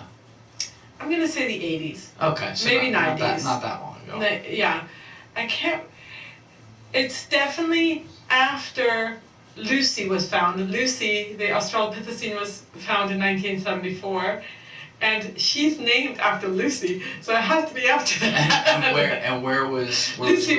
Lucy was the 3.3 million year old Australopithecine in Ethiopia, right? Whoa. So not human, not Homo sapiens, but the group of humans before the genus Homo. So right. What were the key differences with that group and Homo sapiens? It's hard to say. Some of it is like differences in body size. So like once we get to Homo erectus, which is like 1.5 million, we get a much taller, you add a foot of height, right?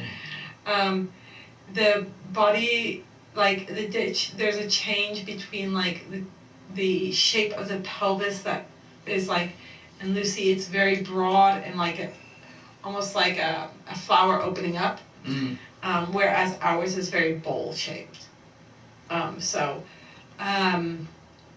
There's and then brain size. Once you get to about Homo erectus, you have like a brain size that's about twice the size of the Australopithecines. So like talking about, So like, let's say Lucy brain size was almost twice the size of that of a small chimpanzee, and then we have the Homo erectus that is about twice the size of Lucy's. Whoa. So. Now, what's the process to?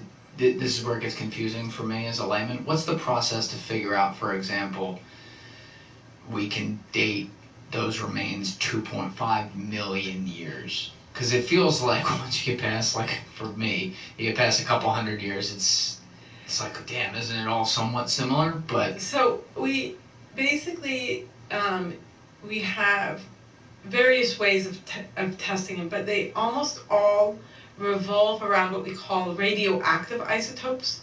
So isotopes are basically like carbon is an isotope, elements that have various forms. Like you have carbon-12 and carbon-14, and there are ones that are stable, they don't change, and then they have radioactive ones that change. So carbon changes 12, 14, and so Lucy was dated with potassium argon and argon argon, and what happened is basically, so like if a volcano erupts, it erupts the isotope.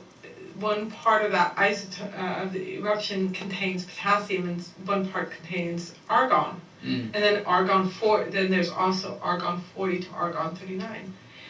When they switch over, when the radioactive activity occurs and it switches over, so when argon 40 turns to argon 39, it's called a half-life, and it occurs at a fairly constant rate, like a clock. Not 100%, of course, but And so by looking at how much of one element there is compared to the other, we can determine the age of the material found around the fossil. The only one that actually uses the bones itself, I believe, is carbon dating, and I think that carbon dating can be done back to almost 100,000 years, if I'm not wrong. Whoa, so that's pretty far, though. Yeah, actually, like 1,000 and years. In a sense, initially carbon dating was thought to only be able to go back like 20,000, and they've just gotten better at it and improved methods, and so yeah, I think it can go back quite a bit farther than we had initially thought. When they found Lucy in Ethiopia and dated her, I guess you said it was 1974, right? When did that change our perception on the history of the evolution of humans? Yeah. Or did it fit in what we had already She found? actually was, and I'm going to say she because her name's Lucy, but not everybody's convinced that Lucy's a female. Oh, because no. All right, let's not start this. Well, in this case, it actually makes sense because we don't know how to determine a male and female with Australopithecines, because their babies would have had small brains. So their pelvic change, there is no difference in pelvic yet. Really? How does the brain affect? Well, basically, if you give birth to a big-brained baby, you need a different pelvis than if you don't. So if you look at all sorts of animals, many animals, the male and female pelvis are the same. Whoa, I did not know that. So, but I'm going to still call her she. We'll accept it here. So she put the focus on the importance of walking upright as opposed to the importance of a big brain.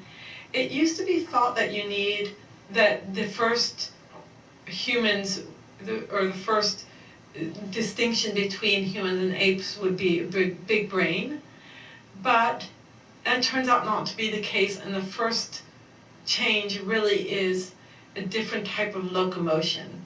And what that means is that it is the ability to walk upright that likely led to the big brain as opposed to the other way around. And now Lucy was not walking like us. She probably still was very good in the trees and walked differently, but she's definitely had changed her locomotion compared to the apes. Power now ranks Sleep Number #1 in customer satisfaction with mattresses purchased in-store. Visit sleepnumber.com to learn more. Do we have any evidence whatsoever that can point to potential lingual patterns in communication, or is that impossible? We don't that far back. The first evidence of lingual patterns, I believe, is in a Homo erectus at around 1.8 million. We have a skeleton called Turkana Boy that was nearly perfectly preserved from Kenya, and they've looked at both his ribs and his endocast. So endocast is like a cast of the skull, of the brain.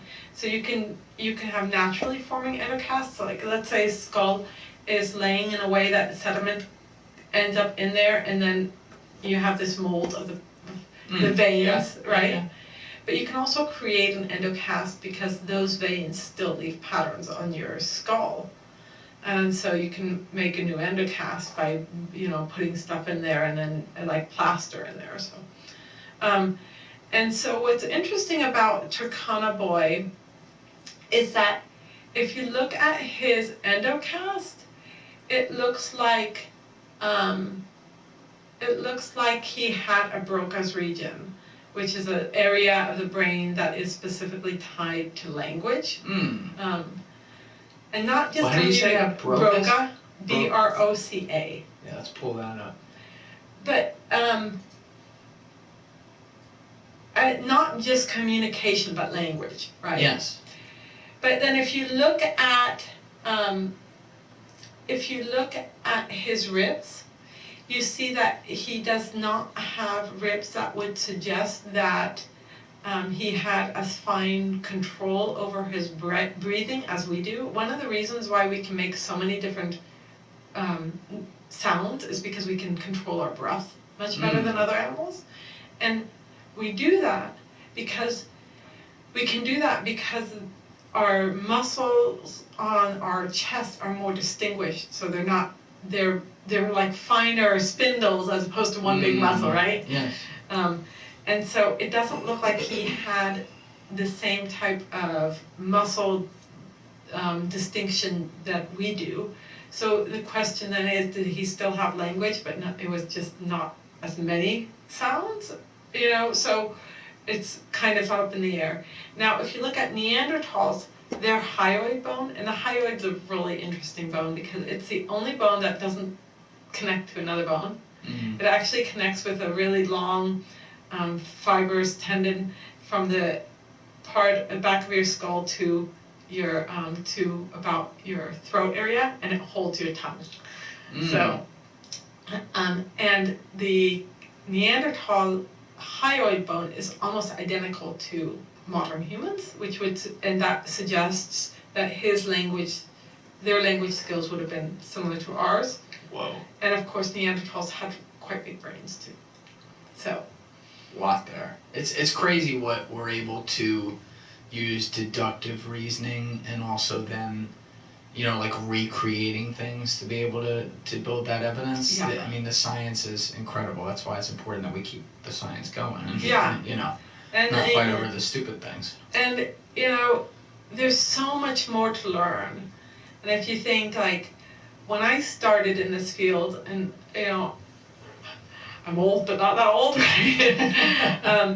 And when I started in this field, Neanderthal DNA was just coming out. It was like they were just figuring out how to extract Neanderthal DNA. Now there's dozens of studies about DNA that dating that old, and that has changed how we see Neanderthals and how we see us, and whether we did interbreed or not, and so that's given us a whole nother aspect too. The fossil record has been pushed back another couple million years. There's new species that we didn't know about that teaches us more about human variation. And there's just so much that has been done just in the last, 30 years. That, the next 30 years should be as fantastic, but they won't be if we, let politics control what we can study. And it's kind of interesting because anthropologists were at the forefront of, challenging creationists and intelligent design in their want for control of textbooks, for example, and so they were at the forefront of basically saying, intelligent design is not a science, and this is why it's not a science, and this is why we still have to preserve science. And now they're kind of like thrown in the towel when it comes to creation myths from non-Western cultures, and that's very disappointing. I don't see how it's different. I think that whether you believe in the Adam and Eve story, or whether you believe that your tribe came from the bottom of the Grand Canyon, they're both wrong. And we can use science to help us understand the truer origin, I should say. Yeah, we have such a recency bias too, like across general culture, meaning like not the experts like you guys, where we're thinking about like, oh wow, yeah, 4,000 years ago, that was forever ago. Yeah. There's planets, God knows how many years old, and there's different opinions about that, but and then you talk about the human split being 5 million years ago, where they first split off, allegedly from apes. I mean, it's nuts to me how much, like, even considering where we were then from a capability standpoint at the lower end of the spectrum, how much we've been able to change and how rapidly that's happened. It feels like a long time, but you go outside and you look at, now you can see video, because we've had it around long enough, from say 1963, right? Yeah. When Kennedy was killed. These people look the same as us. They talk a little different, they have different accents, but it's the same thing, and that's 60 years ago, because it's such a short snapshot, and you're like, well, that's kind of a long time in our time, so does that mean that things kind of do stay the same? And then you start to think about, this is where you loop in what Darwin figured out with all this stuff, and it's like, wow, some things change, and it happens extremely slowly, but then it's like all of a sudden, and you're like, whoa, suddenly, you find remains, and you're like, wow, we went from, I'll mess up the name of it, but whatever it was, to Homo erectus, and we just found another one that was still that other thing. Right. That's only 200 years older, and you're like, wow. Yeah. How'd that happen? Something changed in the environment. And I think we're constantly, during my lifetime at least, we're constantly going to be finding things like that and having to change our opinions on things that we may know right now. Yeah. And actually, I think that the trademark of a good scientist is to accept that some things that you held to be true are not. Correct. You found out are not true, and so I think that, say, I thought this, now I see new evidence and I think this. Right. That's a trademark of an open mind and a good scientist, both of which go together. Yeah, when I had Michio Kaku in here, do you believe in God? Well, I believe in the God of Einstein. He believed in God, but not the God that intervenes in human affairs. It was the God of order, the God of simplicity and elegance. Einstein was asked the question, did the universe have a choice? Is it unique? So universes, you can create universes in an afternoon, but most of them are unstable, most of them fall apart, most of them don't work. Our universe is stable. It works. Everything fits together. And then the question is, what set off the bang? That's what we do for a living. We have the Big Bang Theory up to the point where the universe is going to explode. Why did it explode? We think it was a quantum event, and we are here because we are in the universe which decided to explode. So Einstein said, was it all an accident? And he thought, no, it could not have been an accident.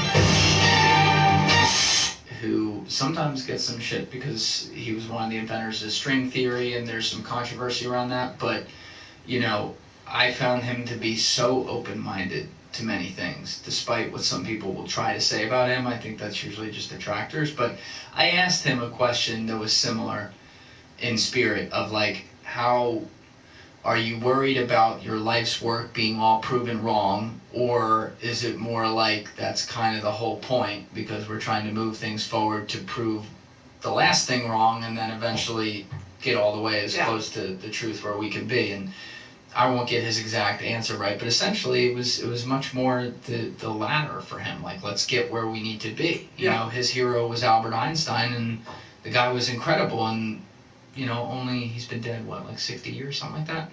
65 years?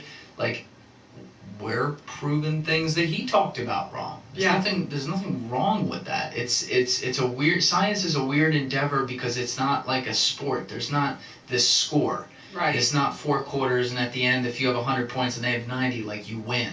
Right. It's constantly like, okay, well, we figured out gravity 400 years ago. What's next? Yeah. You know, so I'm the farthest thing from a scientist, but I can imagine the frustration in fields like you're in, where people do try to box stuff in. That's why I like giving this kind of stuff a platform to talk about it. That's how we make some progress here. Yeah, and you know, I think that the other aspect of this is that it is the data that needs to be driving the field. You know, so anthropology right now is going under some changes that are not data driven, like what we talked about with the sex and gender issue. And I think that if we return to the data, that's where we'll find answers. And those answers might surprise us, but we need to base it on the data and not just on ideology. Yeah.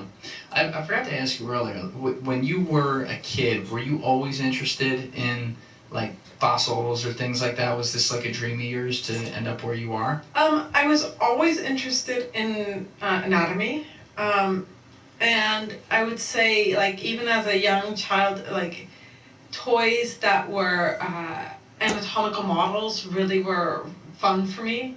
So I was always, as far back as I can remember, I was interested in anatomy. And I think that that's where you know, this whole love of anthropology does stem from, is my love of anatomy first. Cool. And so when you went to college, at that point, did you have in mind, like, I want to be on the archaeology side? No, of this, I actually wanted to I first thought of being a pathologist. So that's somebody who does autopsies. Yes. And I realized that I wouldn't be very good at it, in part because I'm very sensitive to smells. And well, that's a bad start. And so I was like, no, this is not going to work. And and I was very interested in evolution in general as well. And so I felt that physical anthropology, what we sometimes now call biological anthropology, married those two interests well, anatomy and evolution. And so that's how I kind of entered into it. I can't remember exactly when I declared my major, but I think it was the second year. Mm. What about, you know, Darwin's work now is coming up on 200 years old. I guess it's like 180, something like that. But it seems to me that so much of what he said has not only held up, it's gotten stronger and stronger evidence. Yeah, I think Darwin's a really interesting character, and I've read a lot of his work. I've read, you know, autobiographical stuff that he wrote, of course, and biographical stuff that others wrote about him, and I've read his major works. And he got a lot right. He didn't get everything right. Obviously, he didn't understand genetics. He could have known more about genetics than he had. Gregor Mendel, who's considered like the father of genetics, did publish in the time period that Darwin would have been able to read it. So there's overlap. But he didn't read Mendel's work. There's there are stories that one of the reasons why he didn't read Mendel's work is because Darwin hated math, and it was math heavy. How much of that is true or not is hard to say. But he got a lot right. And I think the reason why he got a lot right is because he was focused on the concrete in the sense of, like, he was looking at the hard evidence of the bones, the fossils, and that drove his research as opposed to being more theoretical. So I think that he was a very hands-on naturalist, so a study of the natural world. And I think that that's why he got things right. It's interesting that one of his last studies was actually on the earthworm. So, he had published these like world-famous books, and he was still doing studies that were as, literally down to earth, as looking at the biology of an earthworm. He also, of course, his cousin was Francis Galton, who was, could be said to be the grandfather of sociobiology or evolutionary psychology. Also very interesting. And I think, I think Origin of Species is such a great book, and I always had my interest students read the chapter on a portion of the chapter on anatomy. And one of the things I like about Darwin's work is once you get beyond the fact that he's writing in this different style because it's 1858, right? He actually has a really good sense of humor, and he's putting little jokes in there and little anecdotes. And Origin of Species was really a popular science book, and so it wasn't meant for just the academia and just the scholars. It was meant for everybody. But he has this, he's talking about like the layout of the skeleton and how there's so much similarity not only between different animals but within your body. He says, what kind of creator would have done that? Wasn't he more original, type of thing. And then he has a great example of a scientist who, I think it's von Baer, who mislabeled some, or forgot to label some embryos and then couldn't tell what animals they were. And so this shows that, like, at our first development, we're all just a bunch of cells. Mm-hmm. And that's, like, because we have, this, at the very beginning, we all have one origin, right? And then we spread out in this kind of bush-like manner. But the way he tells it, it's kind of, there's a sense of humor about it. And so I don't think that people necessarily think of Darwin as funny until you read it. Yeah, I never thought of that. Yeah. I think another huge, not misconception, but something we take for granted, though, and I'll speak for myself a little bit on this too, because that's a rabbit hole I'd really like to go down and read his works. I've never done that. But, most of us out there know the term Darwinism, related to evolution. Most of us know that he came up with this theory, especially when he was visiting the Galapagos Islands and observing some of the species. But what's the actual science behind it that he did? So how did he come up with the theory? Like, what specifically did he test, and did it involve, fossils of creatures that he was then observing now, or in the 1830s and 40s when he was looking at them physically? So basically he was a naturalist, so basically he was studying the nature. And he came to some conclusions based on the skeletal and fossil remains of animals that in South America, including Galapagos, that were similar to living animals. And so he said, they're slightly different, but they're similar, suggesting that they came from one another. And these would be animals that if we were looking at their remains, we'd be like, well, this doesn't exist today. Right. So extinct species, yeah. So that's one of the things. The other thing is living animals, how they differ dependent on the environment. So one of his famous studies was about the beak of a finch. And so he looked at how the mainland finch has kind of a generalized beak. And then if you look at the different islands, they have like some islands, there's like almost like a parrot-like beak on the finches. Some of them are very fine. Right here? Yeah. Is this what we got on the screen? Yeah. Okay.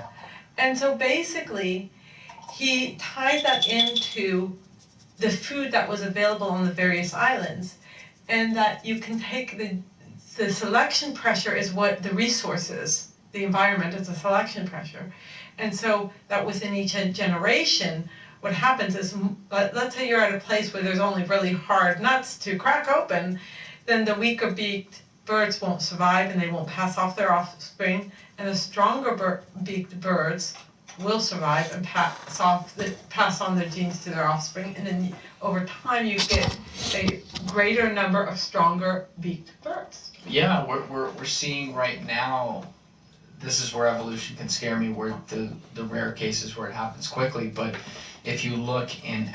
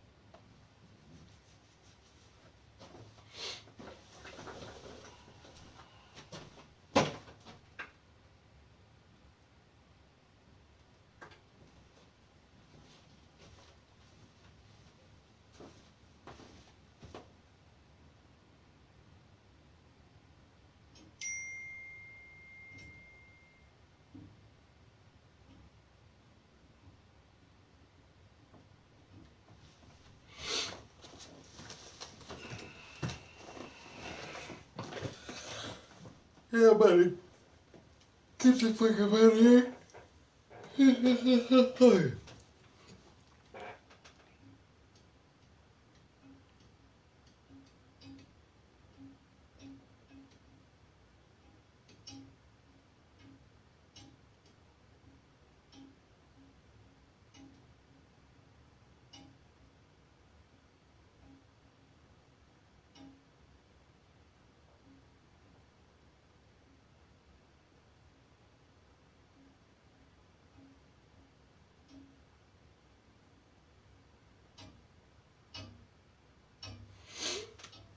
Alright.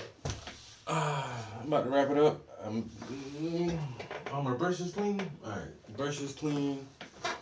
Speaker off. That's off. That's off. The heat. I did not turn the baseboard heater off.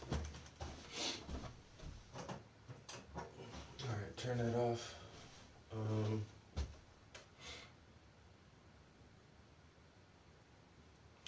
Yeah, that's it. I'm supposed to do a photo shoot today. I'm not sure what time the model wants to meet up, but I'll just be on the lookout for that. Other than that, I have no real plans today. I just need to take something out the freezer and figure out what I'm gonna meal prep for this week coming up. And that's it. So I'll catch y'all on the flip side. I might actually stream some video games today. Peace. Till next time. Let me close this thing out right.